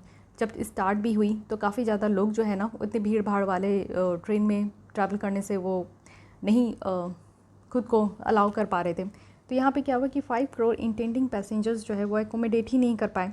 साथ ही अगर हम लोग देखें तो टू मोबिलाइज रिसोर्सेज, जैसे कि राकेश मोहन कमेटी है, उनके द्वारा ये कहा गया कि रेलवे जो है एक वीसीएस साइकिल यानी कि अंडर इन्वेस्टमेंट चल रही है। स्कार्स रिसोर्सेज की मिस एलोकेशन है। इट मीन्स कि रिसोर्सेज तो है नहीं, कम है, और उसका भी एलोकेशन सही तरीके से नहीं है। कर्ज में बहुत जा रही है हमारी Indian railway, poor customer service है, और जो इकोनॉमिक्स है वो हमारी बहुत ही तेज़ी तरीके से ख़राब हो रही है, डिट्रॉइट हो रही है। तो इसलिए ये बहुत ज़्यादा आज की डेट में ज़रूरत है कि हम लोग यहाँ पे प्राइवेट एंटिटीज़ को अलाउ करें। एक एस्टिमेट के द्वारा ये बताया गया ना कि जो रेलवे इंफ्रास्ट्रक्चर है इसमें इन्वेस्टमेंट की ज़रूरत है। इट मीन्स कि 2018 से 30 के बीच में ये कहा जा रहा है कि $50 ट्रिलियन तक की यहाँ पे 50 ट्रिलियन की यहाँ पे इन्वेस्टमेंट की ज़रूरत है, ऐसा एस्टिमेट किया गया। तो भैया इतने पैसे कहाँ से आएंगे? तो इतने पैसे बस यहाँ पे प्राइवेट कंपनीज़ ही ला सकते हैं, तो इसलिए इसकी ज़रूरत है, तो इसे हम लोग को पूरा करना होगा। साथ ही losing traffic to other modes, railway जो है इसके अगर ट्रांसपोर्टेशन में आप शेयर देखोगे तो ये डिक्लाइन भी हो रहा है। इट मीन्स कि लोग जो है ना रेलवे से ज़्यादा बेटर समझते हैं कि टाइम सेव करो, क्योंकि आज के डेट में टाइम इज़ मनी, ठीक है। मनी से भी ज़्यादा इंपॉर्टेंट टाइम है। अगर आप अपने टाइम को सही तरीके से यूटिलाइज़ कर पा रहे हो, सेव कर पा रहे हो, तो उसका आप प्रोडक्टिव तरीके से अदर फील्ड में यूज़ कर पाओगे। तो इसलिए लोग जो है ना काफ़ी बेटर समझते हैं कि चलो ठीक है, अपनी जो पर्सनल कार है उससे ट्रैवल कर लिया, जिससे कि आप खुद को भी सेफ फील कर सको। और दूसरी चीज़ है कि आप अगर थोड़ा अफोर्ड कर सकते हो तो एरोप्लेन से आप लोग जो है अपना ट्रैवल कर लिए। तो ये सारी चीज़ें आपको देखने को मिलेगा कि ट्रांसपोर्टेशन बाय रेलवे जो है ये कम हो रहा है। 2013 से 18 में के बीच में आप देखो रिजर्व जो पैसेंजर ट्रैफिक थी इंडियन रेलवे में वो लेस देन 5% थी। ऑन एन एवरेज अगर हम लोग कंपेयर करें तो एयर ट्रैफिक का कितना था? 13% था। इट मीन्स कि लोग एरोप्लेन से ज़्यादा ट्रैवल कर रहे हैं as compare to passenger train. तो इसी तरीके का हालत रहा तो एक दिन ऐसा आएगा कि हमारी इंडियन रेलवे जो कि काफ़ी ज़्यादा रेवेन्यू जनरेट करती है सरकार के लिए, वो यहाँ पे धीरे धीरे ठप हो जाएगी। तो इसलिए थोड़ा सा परिवर्तन ही संसार का नियम है। तो इंडियन रेलवे भी अब समझ चुकी है कि जब तक वो खुद को परिवर्तन नहीं करेंगे तब तक कुछ नहीं होने वाला है। तो बस ये चीज़ आप समझो। इकोनॉमिक ग्रोथ के लिए भी काफ़ी इंपॉर्टेंट है। इकोनॉमिक सर्वे में भी ये एनालिसिस के द्वारा ये बताया गया कि जो मोड ऑफ ट्रैवल है ना वो थोड़ा शिफ्ट हो रहा है। साथ ही साथ ये भी बताया गया, देख सकते हो आप लोग यहाँ पर, ये रोड है, ठीक है, ग्रीन वाली, एंड ये रेल है। लोग जो है ना अपनी ही कार उठाकर चल जाते हैं एक स्टेट से दूसरे स्टेट या फिर जहाँ भी जाना है। ये काफ़ी ज़्यादा इंक्रीज़ हुआ है। आप समझ सकते हो कि 1990 में आप देखो कि यहाँ पे आप एक बेस लाइन था ये इसमें, उसके बाद क्या हुआ कि 1990 के बाद से काफ़ी ज़्यादा डाउन हो रही है हमारी। लोग जो प्रेफर नहीं कर रहे कि रेलवे से ट्रैवल करें, क्योंकि एक तो आपको कभी टाइम पे देखने को नहीं मिलेगा और काफ़ी लंबी सफ़र हो जाती है। उससे पहले आप अपने अगर पर्सनल कार है तो उससे आप चले जाओगे तो आप कम टाइम में आप पहुँच जाओगे। तो ये प्रॉब्लम देखने को मिल रही है। साथ ही पैसेंजर बिजनेस जो है ये लॉस हो रही है, जो ये आपको लॉस देखने को मिल रही है, क्योंकि जो प्राइस है टिकट वो भी फेयर का वो लोअर देन कॉस्ट, और जो पैसेंजर कंसेशन है उससे भी देखने को मिल रहा है। आज के डेट में आप लोग देखते हो कि जो एयरप्लेन की भी अगर आप लोग को कहीं जानी है तो 1 महीना पहले भी आप लोग जो है टिकट अपनी बुक कराते हो तो आपको सस्ते में मिल जाता है, ठीक है। तो इसलिए चीपर टिकट भी आपको देखने को मिलेगा सीनियर सिटीजन्स के लिए या आर्मी वेटरन के लिए। ये भी एक यहाँ पे एक रीज़न आप कह सकते हो। साथ ही अगर हम लोग देखें तो सेफ्टी भी इन्हांस हो रही है। स्टैंडिंग कमेटी ऑन रेलवे जो कि 2016 में इनके द्वारा बताया गया था कि अंडर इन्वेस्टमेंट रेलवे में जो है इससे क्या हो रहा है कि रेल एक्सीडेंट ज़्यादा हो रही है। अगर high level safety review committee के बारे में बात करें तो टोटल जो फिनेंशियल इम्प्लीकेशन है सेफ्टी मेजर्स का वो भी 5 ईयर्स पीरियड में अगर हम लोग देखें तो 1 लाख करोड़ तक का है। इट मीन्स कि काफ़ी ज़्यादा लोग समझते हैं कि अगर आप लोग एरोप्लेन से ट्रैवल कर रहे हो तो उसमें एक्सीडेंट वगैरह होने की चांसेस कम है एज़ कम्पेयर टू रेलवे, ठीक है। इनकरेज कंपटीशन भी है, क्योंकि लैक ऑफ कंपटीशन है तो रेलवे जो है ट्रांसफॉर्म्ड हो रही है इनएफिशिएंट, बेटर तरीके से काम नहीं कर पाते। ब्यूरोक्रेटिक आप देखो मोनोलिथ है, ये भी नहीं हो पा रहा है। तो प्राइवेट प्लेयर्स ये एक्सपेक्ट किया जा रहा है ना कि बहुत बेटर सर्विस प्रोवाइड करेंगे, जैसे कि पैसेंजर कंफर्ट यहाँ पे इंप्रूव हो पाएगी, अच्छी खासी एयर कंडीशन हो पाएगी, ऑटोमेटिक टेम्परेचर और ह्यूमिडिटी कंट्रोल होगा, सुपीरियर इंटीरियर होगी, अच्छी तरीके से आपको देखने को मिलेगा। कई ट्रेन में तो आप ट्रैवल करते हो तो आपके साथ साथ चूहे चुचुंदर भी ट्रैवल करते हैं, है कि नहीं। आप रात भर में सो और सुबह उठो तो आपको पता चला कि आपका अगर वो कपड़े वाला या जूट बैग है तो उसको उन्होंने काट के रख दिया है। तो ये तो हालत है। और कॉकरोच वगैरह ये सब तो आम है, गंदगी तो आम बात हो गई है इंडियन रेलवे में। तो आप लोग को भी अच्छा नहीं लगता होगा, काफ़ी ज़्यादा प्रॉब्लम होती है, टॉयलेट्स वगैरह भी उतने ज़्यादा क्लीन नहीं होते। सो ये कॉमन जो है आपको देखने को मिलेगा प्रॉब्लम है, जो कि प्रेफर नहीं करते हैं लोग, और सेफ़ भी नहीं माना जाता है। पता नहीं किसी स्टेशन पे रुका, वहीं पे लोग जो है रॉबरी, मतलब कि आप देखते हो कि कई छीना चपट्टी भी होती है, तो चोरी भी काफ़ी होती है, आपकी लगेज भी कोई उठा के चल जाता है। तो ये भी प्रॉब्लम देखने को मिलता है, ठीक है। और साथ ही साथ ये जो प्राइवेट प्लेयर्स होंगे तो यहाँ पे क्या होगा कि दिव्यांग पैसेंजर्स के लिए काफ़ी ज़्यादा एक फ्रेंडली इन्वायरमेंट क्रिएट किया जाएगा। जीपीएस अनेबल यहाँ पे पैसेंजर अनाउंसमेंट सिस्टम होगा। तो ये सारी चीज़ें होगी जो कि यहाँ पे प्राइवेट जो पार्टिसिपेशन होगी तो उससे काफ़ी बेटर हो पाएगा। सो ये सारी प्रॉब्लम है जिसके कारण आज की डेट में हम लोग प्राइवेट पार्टिसिपेशन को अलाउ कर रहे हैं, ठीक है। कंसर्न क्या होगा, प्राइवेट सेक्टर अगर पार्टिसिपेट कर रहे हैं तो इससे क्या क्या कंसर्न है। सबसे पहले जो इंडिपेंडेंट रेगुलेटर है ये ख़त्म हो जाएगी, क्योंकि आप देखो कि जब तक आप अकेले अपना काम करते हो, जैसे मैं ये यूट्यूब की काम पूरे अकेले करती हूँ, हर कुछ मैं अकेले संभालती हूँ। लेकिन अगर आप लोग जैसे कहते हो कि मैम और भी लोगों को रखो जिससे कि और भी जो आपकी सब्जेक्ट है वो कवर हो सके, तो उससे क्या होती है ना कि जो इंडिपेंडेंसी है वो थोड़ी कहीं ना कहीं कम हो जाती है। मैं अभी अपने मन से काम कर रही हूँ, जब मुझे फुर्सत मिलता है मैं आप लोग के लिए वीडियो रिकॉर्ड कर पाती हूँ, सारी कुछ खुद से मैनेज कर लेती हूँ। लेकिन मैं एक दो लोग रखूँगी तो एक बहुत सिस्टमेटिक वे से चलना होगा, जो मुझे लगता है कि मेरे इतने टाइट शेड्यूल के कारण जो है थोड़ी सी प्रॉब्लम हो जाएगी और मेरी इंडिपेंडेंसी भी कहीं ना कहीं हर्ट होगी, तो इसलिए मैं वो काम नहीं करती हूँ। तो ये एब्सेंस है हो जाएगा इंडिपेंडेंट रेगुलेटर का इंडियन रेलवे में भी, तो इस चीज़ को आप समझ सकते हो। कॉन्फ्लिक्ट ऑफ इंटरेस्ट भी हो जाएगा, कई बार ऐसा लगेगा कि नहीं पब्लिक एंटिटी अच्छे से काम नहीं कर रही है, प्राइवेट अच्छे से काम कर रही है। कई बार ऐसा प्राइवेट कंपनीज़ को लगेगा कि नहीं उनको कुछ खास प्रॉफिट हो नहीं रहा है, वो काम कर रहे हैं लेकिन सारा प्रॉफिट पब्लिक एंटिटी लेकर जा रही है, तो उनको भी प्रॉब्लम होगा। सेकेंड है कि इंटरनेशनल एक्सपीरियंसेस से अगर हम लोग देखें तो एक कमेटी है जो कि राकेश मोहन कमेटी है, इनकी रिपोर्ट में ये बताया गया कि जो इंटरनेशनल एक्सपीरियंस है जैसे कि रेलवे को प्राइवेटाइज़ करते हैं तो ये काफ़ी ज़्यादा डिफ़िकल्ट और कंट्रोवर्शियल रहा है। इट मीन्स कि और भी कंट्रीज़ है जो कि इस तरीके का काम की है कि अपनी इंडियन रेलवे को प्राइवेटाइज़ की है, तो उनके यहाँ अच्छा रिजल्ट निकल के नहीं आया है, काफ़ी ज़्यादा डिफ़िकल्टीज़ देखने को मिला और कंट्रोवर्शियल भी रहा। तो यही चीज़ है कि हम लोग को दूसरों की गलती से सीखनी चाहिए, तो जो इंटरनेशनल एक्सपीरियंस है उससे भी हम लोग को एक दो सीख ले लेनी चाहिए। सोशल वेलफेयर कंसर्न भी है, जैसे कि आप देखो कि आज के डेट में बहुत सस्ते टिकट भी होते हैं, स्लीपर वगैरह की आप लोग देखो तो जनरल की बहुत सस्ती होती है। क्या पता कल को प्राइवेट सेक्टर आएगी, इनके दिमाग में तो पैसा रहता है और प्रॉफिट रहता है, तो ये प्रॉफिट के लिए जो है किसी भी इंसान को लूट के खा भी जाते हैं। तो इनको क्या फ़र्क पड़ता है कि 300 रुपये के टिकट ही रहे, वो अपनी जितनी भी खर्च करेंगे वो तो अपना पैसा निकालने के मूड में होते हैं, तो 300 वाली टिकट जो है वो 600 कर देंगे।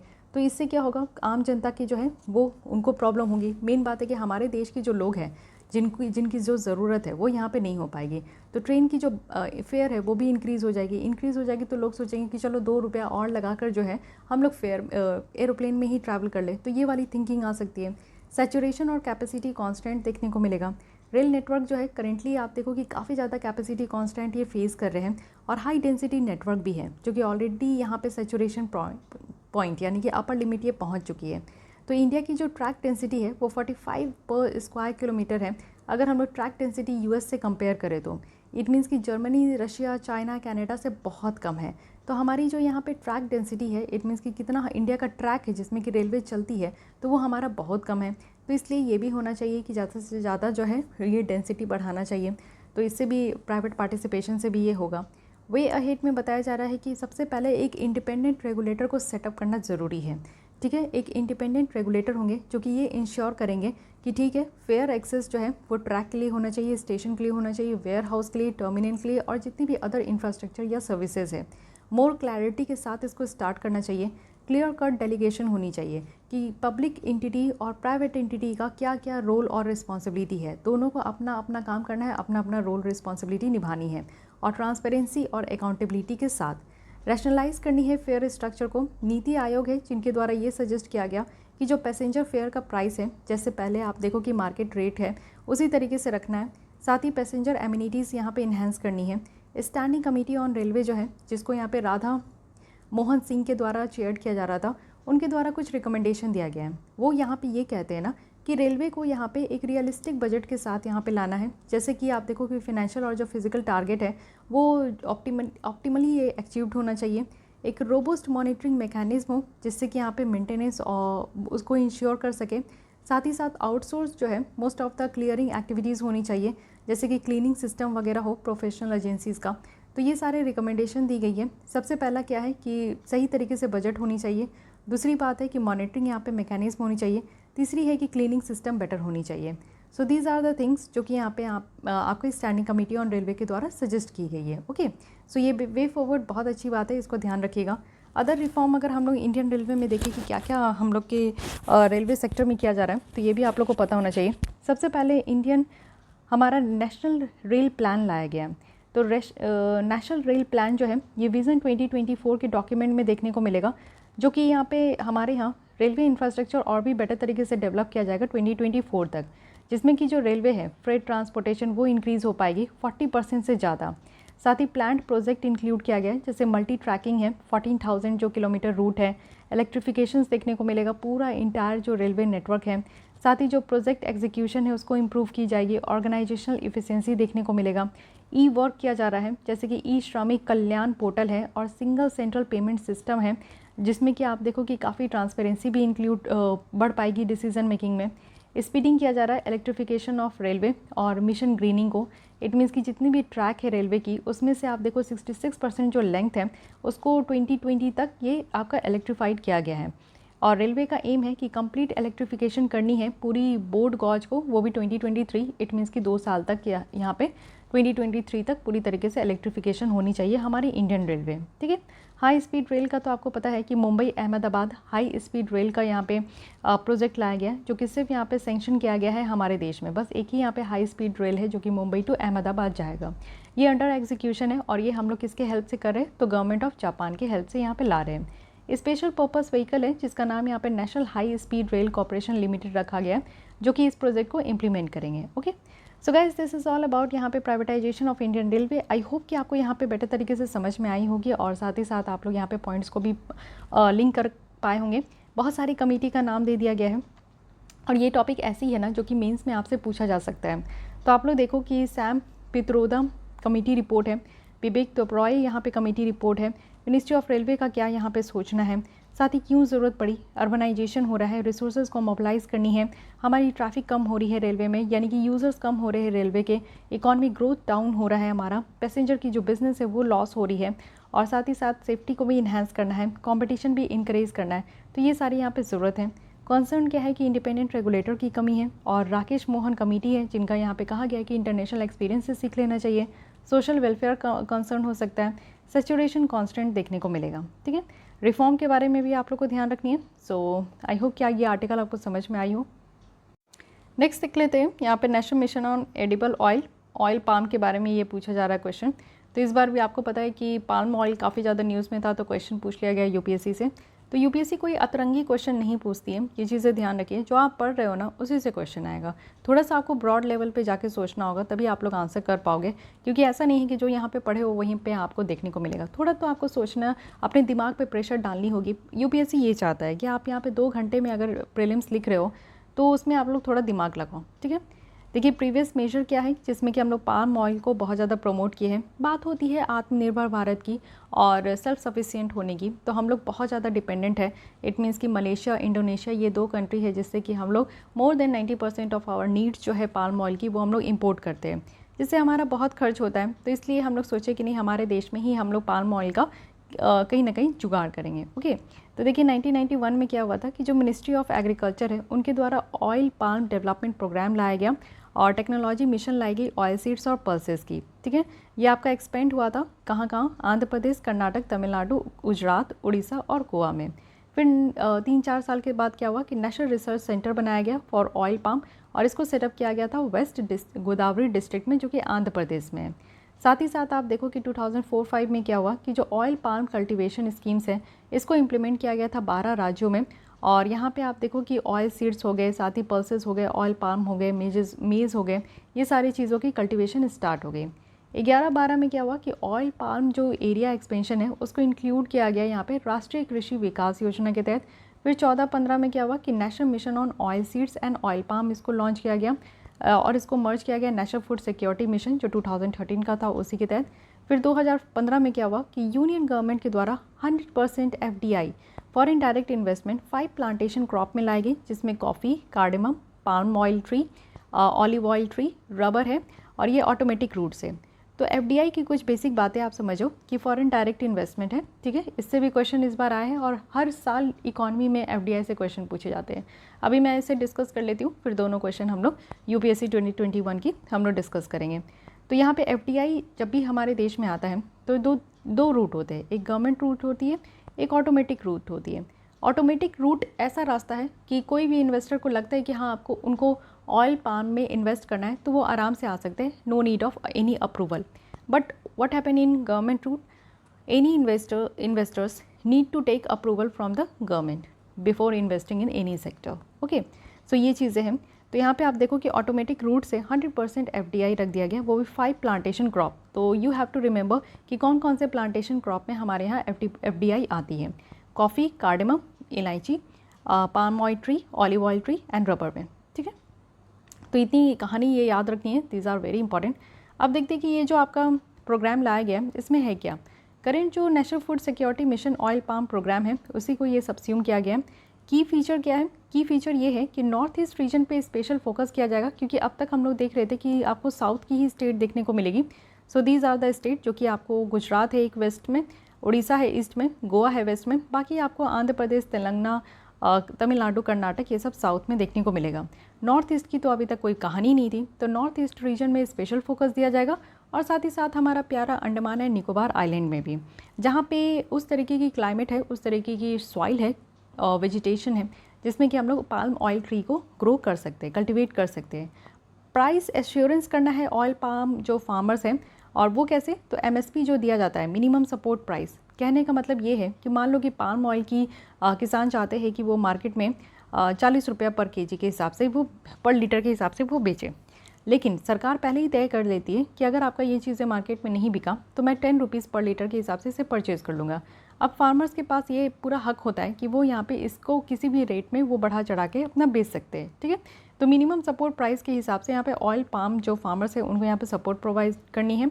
साथ ही एश्योरेंस जो है फार्मर्स का, वो यहाँ पे वाइबिलिटी गैप फंडिंग, यानी कि जितना भी यहाँ पे गैप हो पा रहा है, जितना यहाँ पे इनपुट लग रहा है फार्मर्स को और आउटपुट जितना नहीं मिल पा रहा है, उसके हिसाब से यहाँ पे होगा। इंडस्ट्री को भी मैंडेट किया गया है कि वो 14% जो है इसका प्राइस वो पे करेंगे, और इम्पिटेस दिया जाएगा नॉर्थ ईस्ट को और अंडमान को, और गवर्नमेंट भी यहाँ पे एडिशनल कॉस्ट बियर करेगी, तो ये भी ध्यान रखना है। असिस्टेंस दिया जाएगा, काफ़ी सहायता दी जाएगी फार्मर्स को कि वो इस तरीके के मटेरियल को प्लांट करें, और वो भी यहाँ पे 29,000 पर हेक्टेयर के हिसाब से। तो इतना आप समझ सकते हो कि फिनेंशियल तरीके से यहाँ पे मदद की जाएगी। स्पेशल असिस्टेंस भी दिया जाएगा नॉर्थ ईस्ट और अंडमान रीजन को, कि स्पेशल प्रोविज़न होगी कि वो यहाँ पे हाफ मून टेरेस कल्टीवेशन कर सकते हैं, और बायो फाइनेंसिंग भी कर सकते हैं, लैंड क्लियरेंस भी कर सकते हैं।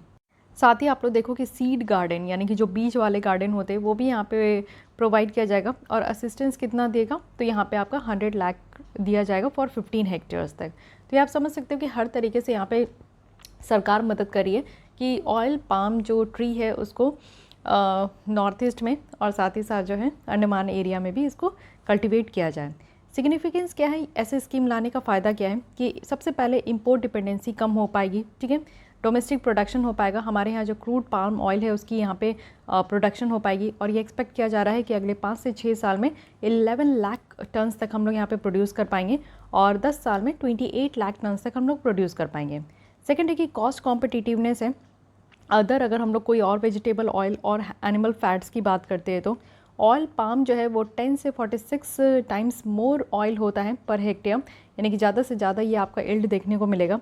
वास्ट पोटेंशियल भी है, जैसे कि Indian institute of oil palm research के द्वारा असेसमेंट किया गया है कि इंडिया में पोटेंशियल है, हमारे यहाँ अच्छा खासा एक क्लाइमेट फेवरेबल क्लाइमेट कंडीशंस है, जिसके थ्रू आप लोग देख सकते हो कि पाम ऑयल प्रोडक्शन बेटर हो पाएगा। और फूड इन्फ्लेशन भी कम हो पाएगी, जो महंगाई आपको देखने को मिलता है, क्योंकि पाम ऑयल जो है उसकी प्राइस इंक्रीज़ हो रही है, 60% तक इंक्रीज़ हो चुकी है पास्ट ईयर। तो इससे हमारी जो दाम होती है फूड की वो भी बढ़ जाती है। इकोनॉमिक बेनिफिट होगा, इससे हमारा कैपिटल इन्वेस्टमेंट हो पाएगा, एम्प्लॉयमेंट जनरेट हो पाएगा, ज़्यादा से ज़्यादा लोग यहाँ पे अगर इंगेज्ड होंगे ऑयल पाम प्रोडक्शन में तो ऑब्वियस है कि लोगों को यहाँ पे जॉब मिलेगी, फार्मर्स की इनकम भी बढ़ेगी, क्लाइमेट चेंज मैनेजमेंट भी होगा। ये जो क्रॉप है ये काफ़ी ज़्यादा आप देखो कि कार्बन सिक्वेस्ट्रेशन होती है। इट मीन्स कि जो एटमॉस्फेयर में कार्बन डाइऑक्साइड, कार्बन मोनोऑक्साइड की जो कंसनट्रेशन बढ़ते जा रही है, पाम ऑयल की ट्री क्या करती है ना कि वो सारे कार्बन को अपनी तरफ खींच लेती है, यानी कि कार्बन सिक्वेस्ट्रेशन भी होती है। तो हमारा जो टारगेट है क्लाइमेट चेंज को, कार्बन न्यूट्रलिटी को 2050 तक, तो वो भी हम लोग अचीव कर पाएंगे। साथ ही ग्लोबल डिमांड को भी मीट कर पाएंगे। पाम ऑयल जो है एक main global source of vegetable oil आज के डेट में निकल कर आ रहा है, क्योंकि एडुकेट अवेबिलिटी है, इनकी जो अवेबिलिटी है जो ये मिल रही है ठीक ठाक मिल रही है, वर्सेटाइल इन यूसेस है, कई जगह इसको यूज़ कर सकते हैं, सबसे कम दाम में आपको देखने को मिलेगा अगर अदर वेजिटेबल ऑयल के कंपेयर आप करते हो तो। पाम ऑयल में क्या है कि 33% ये वर्ल्ड की वेजिटेबल ऑयल प्रोडक्शन मिक्स है, ठीक है। तो ये भी चीज़ है, इट मीन्स कि पाम ऑयल आपको सर्वगुण संपन्न जैसा दिखने को मिल रहा होगा कि एक ऐसी चीज़ है जो कि हर एक अदर ऑयल के कंपैरिजन में काफ़ी ज़्यादा ये बेनिफिट प्रोवाइड कर रहा है। ग्लोबल डिमांड भी है वेजिटेबल ऑयल का, जो कि यहाँ पे आज के डेट में आप देखो कि कहा जा रहा है कि 2050 तक ये 46% तक बढ़ेगा।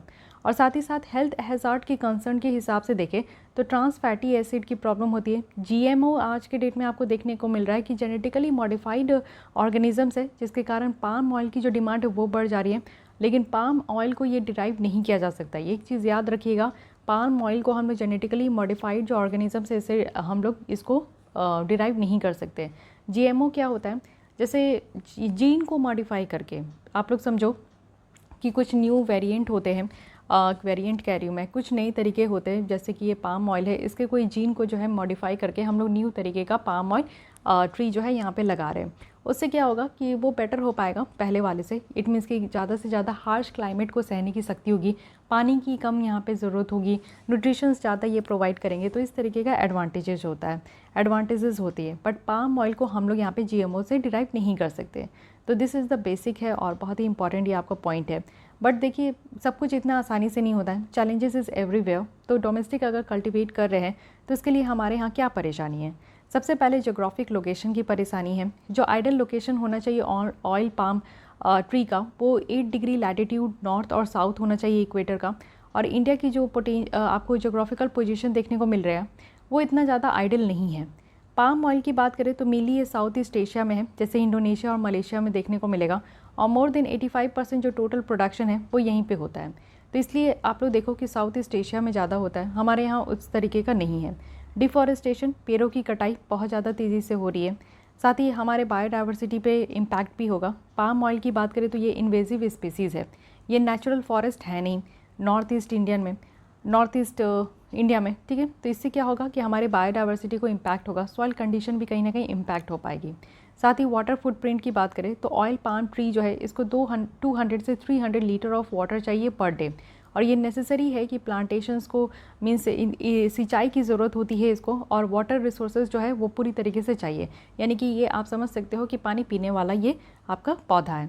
डिफरेंट कंजप्शन पैटर्न है। एडिबल ऑयल कंजप्शन की अगर इंडिया में देखें तो ये रीजन स्पेसिफिक है। वहीं अगर कोकोनट, पीनट, सनफ्लावर ऑयल की अगर हम लोग बात करें तो काफ़ी फेमस है साउथ इंडिया में। पीनट और कॉटन सीड ऑयल की बात करें तो ये गुजरात में फेमस है। रेप सीड ऑयल की बात करें तो ये नॉर्थ ईस्ट इंडिया में फेमस है। वहीं सोयाबीन ऑयल की बात करें तो सेंट्रल इंडिया में फेमस है। तो इस तरीके का आप देख सकते हो कि हर एक क्षेत्र के लोग जो है ना अलग अलग तरीके के तेल पीना पसंद करते हैं। लॉन्ग जेस्टेशन पीरियड है। अब पाम ऑयल आप देखो कि बहुत ही हाई प्रोडक्टिविटी है जब अगर हम लोग दूसरे ऑयल सीड से इसको कंपेयर करते हैं, बट फार्मर्स को यहाँ पे 3 से 4 साल वेट करना पड़ेगा इनके लिए। तो आप समझ सकते हो कि कितना ज़्यादा यहाँ पे टाइम देना पड़ेगा। स्मॉल फार्म होल्डिंग, बहुत सारे फार्मर्स, मेजोरिटी ऑफ फार्मर्स जो इंडिया के हैं वो स्मॉल फार्म होल्डिंग है। इट मीन्स कि उनके पास जो ज़मीन है वो 2 हेक्टेयर से भी कम है। इससे क्या होगा कि फार्म सेक्टर्स में जो इन्वेस्ट करना एक मोस्ट चैलेंजिंग और मोस्ट रिस्क लेना यहाँ पे बात हो सकता है। वे फॉरवर्ड में बताया जा रहा है कि सबसे पहले जो इंसेंटिव्स दी जा रही है पाम ऑयल प्रोडक्शन का, उसको एलिमिनेट करना होगा, जिससे जो फॉरेस्ट है वो जो डिस्ट्रक्ट हो रहे हैं वो यहाँ पे कम हो पाए। मैनमेड ऑयल पाम जो प्लांटेशन है उसको इंक्लूड नहीं करना चाहिए फॉरेस्ट के डेफिनेशन में। साथ ही आप लोग देखो कि इंकरेज करना चाहिए कंपनीज़ को कि वो सर्टिफाइड जो सस्टेनेबल पाम ऑयल है उसको यूज़ करें। इसका एम यही है इस स्कीम का कि यहाँ पे ऑयल पाम कल्टिवेशन जो है वो ज़्यादा सस्टेनेबल होना चाहिए, यहाँ पे हम लोग वैरायटी ऑफ स्टैंडर्ड और क्राइटेरिया हो, साथ ही जो रेन फॉरेस्ट क्लियरेंस है उसको हम लोग रिड्यूस कर पाए।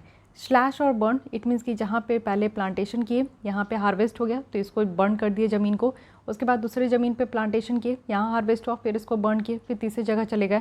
तो ये एक स्लैश एंड बर्न आपका चलते रहता है। ह्यूमन राइट वॉलेशन देखने को मिलता है पाम ऑयल इंडस्ट्री में, तो ये सारी चीज़ों को कम करना होगा। ठीक है, इनिशिएटिव क्या है सस्टेनेबल पाम ऑयल प्रोडक्शन के लिए? तो सबसे पहले आप देखो कि sustainable round table on sustainable palm oil है, ग्रीन पाल्म है and sustainable palm oil coalition है। ठीक है, तो ये तीनों के बारे में थोड़ा बहुत ध्यान रखिएगा, इतना ज़्यादा याद रखने की ज़रूरत नहीं है। ये याद रखिए कि जो सस्टेनेबल पाम ऑयल कोलिशन है इसको 2010 में इंडिया में ही लाया गया था और इंसेंटिव्स बेस्ड प्लेटफॉर्म है, जिसमें कि हमारे यहाँ जो सस्टेनेबल पाम ऑयल है उसकी इंपोर्ट को इंकरेज करने के लिए। बट अब तो हम लोग इंपोर्ट को कम कर रहे हैं और एक्सपोर्ट को बढ़ा रहे हैं, तो इसलिए ये आपको इतना ज़्यादा याद रखने की ज़रूरत नहीं है। सो आई होप कि यहाँ पे आप लोग को ध्यान में आ रहा होगा कि मैं यहाँ पे क्या क्या पढ़ाई हूँ, क्योंकि ये पाम ऑयल काफ़ी ज़्यादा इंपॉर्टेंट है। तो चलिए देख लेते हैं कि यूपीएससी में क्या क्वेश्चन पूछे गए। तो चलिए यहाँ पे देख लीजिए, with reference to palm oil ये 3 स्टेटमेंट है। फर्स्ट है कि palm oil tree is native to south east Asia. Second है कि palm oil is a raw material है, वो भी सम इंडस्ट्रीज़ के लिए जो कि लिपस्टिक और परफ्यूम ये प्रोड्यूस करते हैं। थर्ड है कि palm oil can be use to produce biodiesel. अब आपको यहाँ पे करेक्ट ऑप्शन बताने की करेक्ट कौन सी है, देखिए यहाँ पे टिक मार्क भी किया गया है। तो ये तीनों स्टेटमेंट एब्सोल्युटली करेक्ट है। अभी हमने देखा कि साउथ ईस्ट एशिया में ये ऑयल जो पाम ऑयल ट्री है ये इसका नेटिव भी है और रॉ मटेरियल जैसा इसको यूज़ करते हैं एंड ये बायोडीजल को भी प्रोड्यूस करने के लिए भैया हम लोग इसको यूज़ कर सकते हैं। सो देखिए कितनी सिंपल क्वेश्चन आपसे पूछी गई है। ठीक है, तो थोड़ा सा आप दिमाग लगाओ, थोड़ा सा वहाँ पे लगता है जब एग्ज़ाम हॉल के प्रेशर में आप बैठते हो तो आपको सोचने और समझने में मजबूर करना पड़ता है, तो फिर भी ये इतना टफ नहीं था। One of the easiest question था कि अगर आप लोग अच्छे तरीके से आर्टिकल पढ़ रहे हो, समझ रहे हो पाम ऑयल को, तो आप लोग आंसर दे सकते हो। इसी से रिलेटेड एक और ऑयल में आपका क्वेश्चन पूछा गया, फर्नेंस ऑयल में, तो ये भी मैं आपको बताती हूँ कि देखिए ऑयल के पीछे इस बार, क्योंकि देखिए कोल हो गया, ऑयल हो गया, ये सारी फेवरेट पोर्शन है यूपीएससी की। तो ये आप देख सकते हो कि फर्नेंस ऑयल में भी ये पूछा गया। ये प्रोडक्ट है ऑयल रिफाइनरीज का। Some industries use it to generate power, it's use is call sulphur emission into environment. तो नो डाउट तीनों यहाँ पे बिल्कुल करेक्ट है। ठीक है, तो डी ऑप्शन यहाँ पे अगेन करेक्ट हो गया। सो ये भी आपका एक इजी है, अगर आप लोग इसको जानते हो तो भी आप लोग आंसर कर सकते हो, नहीं भी जानते हो तो एलिमिनेशन टेक्निक से भी आप ये निकाल सकते हो, लेकिन एलिमिनेशन नहीं, आप लोग को बाकायदा ये देखने को मिलेगा कि ये सारे ऑप्शंस यहाँ पे करेक्ट है। ठीक है, सो आई होप कि आपको ये आर्टिकल समझ में आई होगी। कोई भी डाउट क्वेरीज हो तो आप लोग कमेंट कर सकते हो। नेक्स्ट आते हैं live stock sector of India. तो मेनली आप लोग स्टेटस देखो कि हमारे देश में लाइव स्टॉक सेक्टर्स का क्या स्टेटस है। तो इंडिया में आप देखो कि लाइव स्टॉक सेक्टर्स जो है वो बढ़ रहे हैं। हमारा जो कंपाउंड एनुअल ग्रोथ रेट है वो 8.15% से बढ़ रहा है। ये लाइव स्टॉक में आप देखो कि एम्प्लॉयमेंट बहुत ज़्यादा लोगों को मिलती है, यानी कि 8.8% लोग जो है यहाँ पे इंगेज्ड है। लाइवलीहुड आपको देखने को मिलेगा, 2/3 जो रूरल कम्युनिटीज़ है वो यहाँ पे उनकी दिनचर्या है डिपेंडेंट है लाइव स्टॉक में, और साथ ही साथ ये 16% इनकम भी देते स्मॉल फार्म हाउस होल्ड को। और इससे आप देखो कि जो टोटल एग्रीकल्चर जीडीपी है उसका 34% ये कंट्रीब्यूट भी करता है। एनिमल हस्बेंड्री एक स्टेट सब्जेक्ट है। ठीक है, शेड्यूल 7 में आपको देखने को मिलेगा कि 3 सब्जेक्ट होते हैं। स्टेट लिस्ट होते हैं जिसमें कि स्टेट लेजिस्लेचर को यहाँ पे हक है कानून बनाने का, सेंट्रल लिस्ट होते हैं जिसमें कि पार्लियामेंट कानून बनाती है, एंड देन यहाँ पे आपका कंकरेंट लिस्ट है। ठीक है, तो कंकरेंट लिस्ट में स्टेट लेजिस्लेचर एंड पार्लियामेंट दोनों मिलकर कानून बनाते हैं। स्टेट सब्जेक्ट में कौन बनाते हैं, तो स्टेट लेजिस्लेचर असेंबली जो है वो यहाँ पे कानून बनाते हैं। अगर हम लोग 20th जो लाइव स्टॉक सेंसस हुआ था, ये बताया जा रहा है कि इंडिया जो है वर्ल्ड की हाईएस्ट लाइव स्टॉक ओनर है, और फर्स्ट है हम लोग टोटल बफेलो पॉपुलेशन में, सेकंड है गोट पॉपुलेशन में, और थर्ड है शीप पॉपुलेशन में। तो ये अब आपको याद रखना है, ये आपका काम है। साथ ही आप देखो कि सेकंड लार्जेस्ट पोल्ट्री मार्केट है पूरे वर्ल्ड में, सेकंड लार्जेस्ट हम लोग फिश के प्रोड्यूसर हैं, सेकंड लार्जेस्ट एक्वाकल्चर नेशन है पूरे वर्ल्ड में। तो ये आप लोग देख सकते हो कि ये हमारी जो है स्थिति कितनी बेटर है लाइव स्टॉक सेक्टर्स में। इट मीन्स कि राजा है हम लोग यहाँ पे। अब देखिए कि क्या यहाँ पे इम्पिडेमेंट्स जो है फेस किया जा रहा है। मेनली आप लोग देखो कि फार्म एनिमल्स जो है इनकी लो प्रोडक्टिविटी देखने को मिल रही है, साथ ही इनएडिक्वेट और पुअर क्वालिटी है वेटनरी इंफ्रास्ट्रक्चर का। ये भी कई बार देखने को मिलता है कि वेटनरी जो हॉस्पिटल है, डिस्पेंसरी है, ट्रेंड जो वेटनेरियंस है, ये काफ़ी ज़्यादा कम देखने को मिलती है। वैक्सीन की कमी है, वैक्सीनेशन सेटअप की कमी है। इट मीन्स कि वैक्सीन और जो कोल्ड स्टोरेज फैसिलिटी है ये कम देखने को मिलेगा। लिमिटेड मैन्युफैक्चरिंग कैपेसिटी है हमारे देश में। Even poor quality of vaccine जो है ये भी देखने को मिलेगा। न्यूट्रिशनल फॉडर की कमी है, जो चारा वगैरह जानवर खाते हैं वो भी यहाँ पे जो है उसमें न्यूट्रिशन नहीं होती है। लैक ऑफ इंक्लूसिविटी जो यहाँ पे वेटनरी सर्विस में देखने को मिलेगा ये भी कम है। लैक ऑफ एक्सेस है, मार्केट तक एक्सेस नहीं देखने को मिलती है।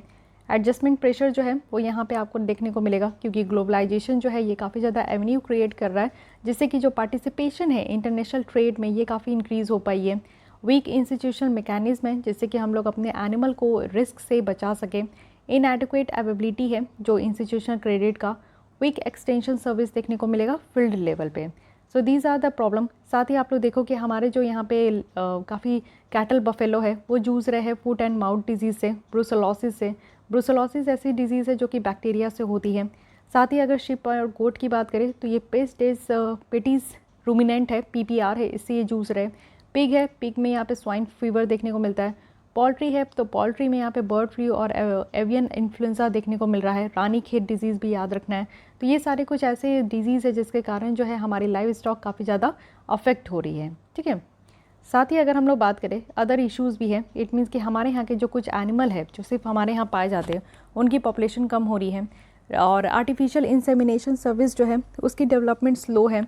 इट मीन्स कि आर्टिफिशियल तरीके से जो यहाँ पे पॉपुलेशन है वो बढ़ाया जाए, और जो वेटनरी एजुकेशन है ये आउटडेटेड हो गया। आज की डेट में काफ़ी लोग जो है इसमें इंटरेस्टेड नहीं है, और इस फील्ड में रिसर्च एंड डेवलपमेंट भी R&D भी बहुत कम हो रहा है। लिमिटेड एबिलिटी है जो क्वालिटी ब्रीडिंग बुल्स हैं, तो इसको भी ध्यान रखना है। वे फॉरवर्ड में बताया जा रहा है कि जो लिंकेज है प्रोडक्शन और मार्केट का, सबसे पहले इसको मजबूत कीजिए, और साथ ही साथ जो हमारे यहाँ के लाइव स्टॉक है ना उनको प्रमोट कीजिए। पॉसिबिलिटीज़ जो है किस तरीके से ज़्यादा फंड हम लोग क्रिएट कर सकते हैं इस चीज़ को एक्सप्लोर करना होगा। एक्सटेंशन सर्विस को ज़्यादा से ज़्यादा एक्सपेंड करना होगा। So these are the way forward जिसको आप लोग को ध्यान रखना है। ठीक है, मेजर गवर्नमेंट स्कीम्स भी आप लोग देख सकते हो। सबसे पहले यहाँ पे अगर हम लोग बात करें तो डेवलपमेंट प्रोग्राम है जिसमें कि नेशनल लाइव स्टॉक मिशन लाया गया है, और इसके तहत जो है यही है कि जितने भी लाइव स्टॉक कीपर्स हैं, फार्मर्स हैं, उनकी लिविंग को और ज़्यादा स्टैंडर्ड बढ़ानी है। राष्ट्रीय गोकुल मिशन है जिसमें कि हमारे यहाँ की जो ब्रीड है उनको यहाँ पे डेवलप करना है, कंजर्व करना है। गोपाल रत्न अवार्ड और कामधेनु अवार्ड भी दिया जाता है वैसे किसानों को, ब्रीडर सोसाइटी को इनक्रेज करने के लिए, जो कि यहाँ पे हमारे यहाँ के जो ब्रीड्स हैं उनको यहाँ पे मीन्स उनको कंजर्व करते हैं, तो वैसे लोगों को अवार्ड भी दिया जाता है। ई पशु हाट पोर्टल भी है जिसमें कि जो ब्रीडर्स है और फार्मर्स है उनको कनेक्ट किया जाता है। पशु संजीवनी भी है, एक एनिमल वेलफेयर प्रोग्राम है जिसमें कि जो प्रोविज़न है एनिमल हेल्थ कार्ड का उसको यहाँ पे और ज़्यादा बढ़ाया जाता है। साथ ही नेशनल प्रोग्राम डेयरी डेवलपमेंट के लिए लाया गया कि जो क्वालिटी ऑफ मिल्क है और जो मिल्क प्रोडक्ट है हमारे देश में उसको और ज़्यादा इन्हेंस किया जाए। जैसे अभी हमने देखा कि बहुत सारे जो कैटल्स हो गए, शिप्स हो गए, पिग्स हो गए, उनको बहुत सारी बीमारियाँ होती है, तो उसके लिए यहाँ पे schemes on livestock health and disease control लाया गया। National animal disease reporting system लाई गई है। National animal disease control programme है जो कि फुट एंड माउथ डिजीज़ के लिए और स्पेशली ब्रुसेलोसिस के लिए है। साथ ही इंफ्रास्ट्रक्चर डेवलपमेंट फंड है, जैसे एनिमल हस्बेंड्री इंफ्रास्ट्रक्चर फंड यहाँ पे डेवलपमेंट फंड लाया गया है जो कि यहाँ पे 15,000 करोड़ रुपीज़ है। यहाँ पे क्या होगा कि इंसेंटिवाइज़ किया जाएगा इन्वेस्टमेंट, वो भी इंडिविजुअल एंटरप्रेन्योर हो सकते हैं या फिर प्राइवेट कंपनी हो सकती है, MSME हो सकती है, फार्मर्स प्रोड्यूसर ऑर्गेनाइजेशन हो सकते हैं। ठीक है, अदर इनिशिएटिव भी अगर हम लोग देखें तो इसमें इंपॉर्टेंट क्या है, ई गोपाला एप्लीकेशन जो कि नेशनल डेयरी डेवलपमेंट बोर्ड के द्वारा इसको डेवलप किया गया है। इससे क्या होगा कि फार्मर्स को काफ़ी मदद मिलेगी कि वो अपने लाइव स्टॉक को, जैसे कि अगर मान लीजिए कि डिजीज़ फ्री जम प्लास को उनको ख़रीदना है या बेचना है तो वो यहाँ पे काम कर सकते हैं। ठीक है, तो ये सारे कुछ इंपॉर्टेंट है, इसको ध्यान रखिएगा। अब आते हैं नेक्स्ट स्मार्ट मीटर। तो रिसेंटली स्टेट इलेक्ट्रिसिटी रेगुलेटर जो है उनके द्वारा डिसाइड किया गया कि जो प्रीपेड स्मार्ट मीटर है डिस्कॉम के द्वारा अब इसको डिप्लॉय किया जाएगा। आज के डेट में आपके घर में कौन सी मीटर है, वो मीटर होगी कि आप जो है मस्त से बिजली इस्तेमाल कर रहे हो, 2 महीने के बाद आपके घर में बिल आती है। बिल अगर आप लोग देते हो तो बल्ले बल्ले नेक्स्ट भी आप लोग अपना बिजली आप लोग काफ़ी दिन तक यूज़ कर पाते हो। नहीं देते हो तो भी आप लोग काफ़ी दिन तक यूज़ कर पाते हो, थक हार के वो लोग बिजली की कनेक्शन कट करते हैं। बट अब ऐसा नहीं है, अब ऐसा मीटर लगेगा जिसको स्मार्ट मीटर कहा जा रहा है।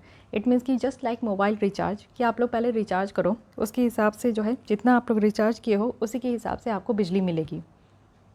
ठीक है, तो ये काम हो चुका है। और डिस्कॉम कंपनी है जो कि डिस्ट्रीब्यूशन कंपनीज कहते हैं, जो कि बिजली डिस्ट्रीब्यूट करती है। तो सारे यूनियन टेरिटरीज इलेक्ट्रिकल डिविजन्स जो है जिसमें कि 50% से ज़्यादा कंज्यूमर अर्बन एरिया में है और पावर लॉसेज जो है वो 15% से कम हो रही है, वहाँ पे इसको डिप्लॉय किया जाएगा। अदर एरिया में भी होगा जो डेडलाइन रखा गया है 2025 तक। ठीक है, अब ये स्मार्ट मीटर है क्या? स्मार्ट मीटर की अगर हम लोग बात करें तो डिजिटल मीटर है जिसमें एबिलिटी है कि वो ट्रैक कर पाएंगे कितना आप लोग एनर्जी कंज्यूम कर पा रहे हो, उस चीज़ों को कंट्रोल कर पाएंगे। एडवांस मीटरिंग इंफ्रास्ट्रक्चर है जो कि एक एसेंशियलिटी आपको देखने को मिलेगा स्मार्ट मीटरिंग को इम्प्लीमेंट करने के लिए। स्मार्ट मीटर नेशनल प्रोग्राम भी लाया गया है। एनर्जी एफिशिएंसी सर्विस अगर लिमिटेड की बात करें जिसको 2009 में इस्टेब्लिश किया गया है, उनके द्वारा यहाँ पे आपका स्मार्ट मीटर नेशनल प्रोग्राम लाया गया इंडिया में। ये प्रोग्राम क्या है कि 25 करोड़ जो कन्वेंशनल मीटर्स है आपके घर में उसको 2022 तक इसको रिप्लेस किया जाएगा। और इसमें पूरे खर्च कितने लगेंगे तो 3 लाख करोड़ तक का। ये चीज़ें ध्यान रखनी है। ठीक है, अब ये कैसे बेनिफिट है अगर हम लोग स्मार्ट मीटर को यूज़ करते हैं तो इससे क्या फ़ायदा होगा? सबसे पहले आप देखो कि ग्रेटर सिस्टम है रिलायबिलिटी का। यहाँ पे आउटेज जो कॉस्ट है, इनकन्वीनियंस है, वो यहाँ पे आपका रिड्यूस हो पाएगा। इट मीन्स कि बहुत सारे लोग बिजली बिल नहीं देते हैं और आराम से बिजली यूज़ करते हैं। तो यहाँ पे कस्टमर और जो यहाँ पे बिजली यहाँ पे प्रोवाइड करते हैं इन दोनों को यहाँ पे फ़ायदा होगा। कॉस्ट जो है मीटरिंग और बिलिंग का वो कम हो पाएगा। ठीक है, साथ ही जो मैनुअल रेवेन्यू कलेक्शन सिस्टम है वो यहाँ पर रिप्लेस हो पाएगा कि आपके घर में कोई लोग आते होंगे, वो आपका देखते होंगे कि अच्छा ठीक है कितना यूनिट है, उस हिसाब से आपको बिजली बिल पकड़ा के जाते हैं। तो ये काम यहाँ पे ख़त्म होगा, आप ही का काम है। अब आप यहाँ पे रिचार्ज करो, उसके बाद अपना जो है उस हिसाब से अपना बिजली यूज़ करो। जैसे डिस्कॉम है तो वो स्मार्ट मीटर्स जो है उनका 200 से 1500 हायर रेवेन्यू कलेक्शन हो पाता है पर मंथ पर मीटर पर मंथ के हिसाब से। तो यहाँ पे डिस्कॉम कंपनी को भी फ़ायदा होगा। मोर कंट्रोल होगा, यानी कि अब जो है कंज्यूमर बिजली बर्बाद नहीं करेंगे। ज़्यादा से ज़्यादा जब आप पहले ही खर्च कर लेते हो और उस हिसाब से उसको ख़रीदते हो ना तो उसकी मूल्य ज़्यादा होती है, तो इसलिए अब कायदे से बिजली यूज़ किया जाएगा। कैपिटल और जो ऑपरेशनल कॉस्ट है ये भी यहाँ पे कम हो पाएंगे और रिमोट मॉनिटरिंग हो पाएगा। इट मीन्स कि जो सप्लाई है हाउस होल्ड को, कमर्शियल इस्टेब्लिशमेंट को, वो बेटर तरीके से मॉनिटर हो पाएगी। एक ज़्यादा से ज़्यादा कंज्यूमर सेंट्रिक टैरिफ स्ट्रक्चर यहाँ पर डिज़ाइन किया जाएगा। ठीक है, so these are the benefit. अब क्या चैलेंजेस है? परेशानी तो हर जगह है। देखिए यहाँ पे हायर कैपिटल कॉस्ट है शॉर्ट टर्म ऑपरेशनल कॉस्ट के लिए। जो मीटरिंग यहाँ पे फिट की जाएगी ना उसके खर्चे होंगे, तो ये कहा जा रहा है कि शॉर्ट टर्म कॉस्ट है लेकिन लॉन्ग टर्म फ़ायदा है। डेटा मैनेजमेंट इशू है कि इतने बिग डेटा जनरेट होंगे जिसमें कि हमें इंफ्रास्ट्रक्चर की ज़रूरत है, जिसमें कि हम ये सारे डेटा को स्टोर करें। डेटा माइनिंग टूल्स की ज़रूरत है जो कि हम लोग कंज्यूमर से यहाँ पे कम्युनिकेट करें। साथ ही साथ हम लोग रिस्पॉन्सिबल भी होंगे यहाँ पे सरकार को कि डेटा को यूज़ और डेटा सिक्योरिटी भी करना है, किसी तरीके से इस तरीके के डेटा में साइबर अटैक ना हो। साथ ही एम्प्लॉयज़ जो रेसिस्टेंस फ्रॉम एम्प्लॉयज़ है, क्योंकि आप देखो कि जॉब लॉस होगा, टेक्नोलॉजी यहाँ पे ह्यूमंस को रिप्लेस करेगी। सो एक बिग चैलेंज है, एक बिग आपको कंसर्न देखने को मिलेगा। जो लोग आपके घर तक आते हैं, यूनिट्स देखते हैं, बिजली बिल देकर जाते हैं, उनको कोई और जॉब करना होगा, उनकी जॉब तो ख़त्म हो गई, तो इसके लिए क्या है? फिर उसके बाद लाइकली रेजिस्टेंस से कस्टमर से, क्योंकि शॉर्ट टर्म इंक्रीज़ होगा बिल में, क्योंकि लोगों को मैनेज करने में परेशानी होगी। पहले ही आपको 10,000 जितना भी आपका घर का बिल आता है उस हिसाब से आपको पे करना होगा, तो थोड़ा कस्टमर को प्रॉब्लम लगेगा। हेल्थ रिस्क भी है क्योंकि रेडिएशन भी देखने को मिलता है 2 वे कम्युनिकेशन सिस्टम को यूज़ करके, और राइट टू प्राइवेसी जो है वो वायलेट हो रहा है, तो इसकी भी रिस्क होगी। क्योंकि डेटा प्राइवेसी लॉ जो है हमारे यहाँ अभी तक आया नहीं है, तो इसलिए राइट टू प्राइवेसी जो कि आर्टिकल 21 के तहत हमारे संविधान में दी गई है, तो उसको भी रिस्क में फॉर्म में देखा जा रहा है। वे फॉरवर्ड में यही कहा जा रहा है कि जो स्मार्ट मीटर इंस्टॉलेशन टारगेट है वो बहुत ही बेटर है, इसको अचीव किया जाएगा। इसके लिए हमें एक अच्छा खासा पॉलिसी लेकर आना चाहिए, एक रेगुलेटरी फ्रेमवर्क होनी चाहिए, सिक्योर और accessible internet of things platform यहाँ पे प्रोवाइड करना चाहिए। इंटरनेट ऑफ थिंग्स कहने का मतलब है कि एक आपकी गैजेट दूसरी गैजेट के साथ कम्युनिकेट करेगी, कम्युनिकेशन बिटवीन द गैजेट्स। ठीक है, डिजिटल गैजेट्स, जैसे कि आपकी मोबाइल से आप देखते हो कि अपनी टीवी आप ऑपरेट कर लेते हो, मोबाइल से आप रेफ्रिजरेटर ऑपरेट कर लेते हो, अगर सेम कंपनी की एसी है तो एसी भी आप ऑपरेट कर लेते हो। तो यहाँ पे क्या हो रहा है कि इंटरनेट ऑफ थिंग्स भी बेटर तरीके से अब यहाँ पे एसेस हो पाएगा। रोबस्ट इलेक्ट्रिक और टेलीकॉम कनेक्टिविटी देखने को मिलेगा, हमारे यहाँ की कैपेबिलिटीज़ होगी और एक्सपर्टीज़ यहाँ पे बिल्डअप हो पाएगी।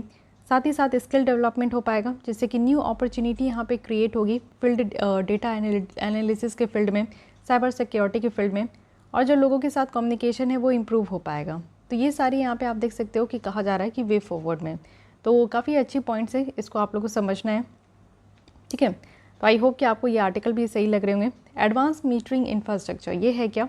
देखिए, एडवांस मीटरिंग इंफ्रास्ट्रक्चर एक इंटीग्रेटेड सिस्टम है जिसमें कि बहुत सारे हार्डवेयर और सॉफ्टवेयर कंपोनेंट हैं।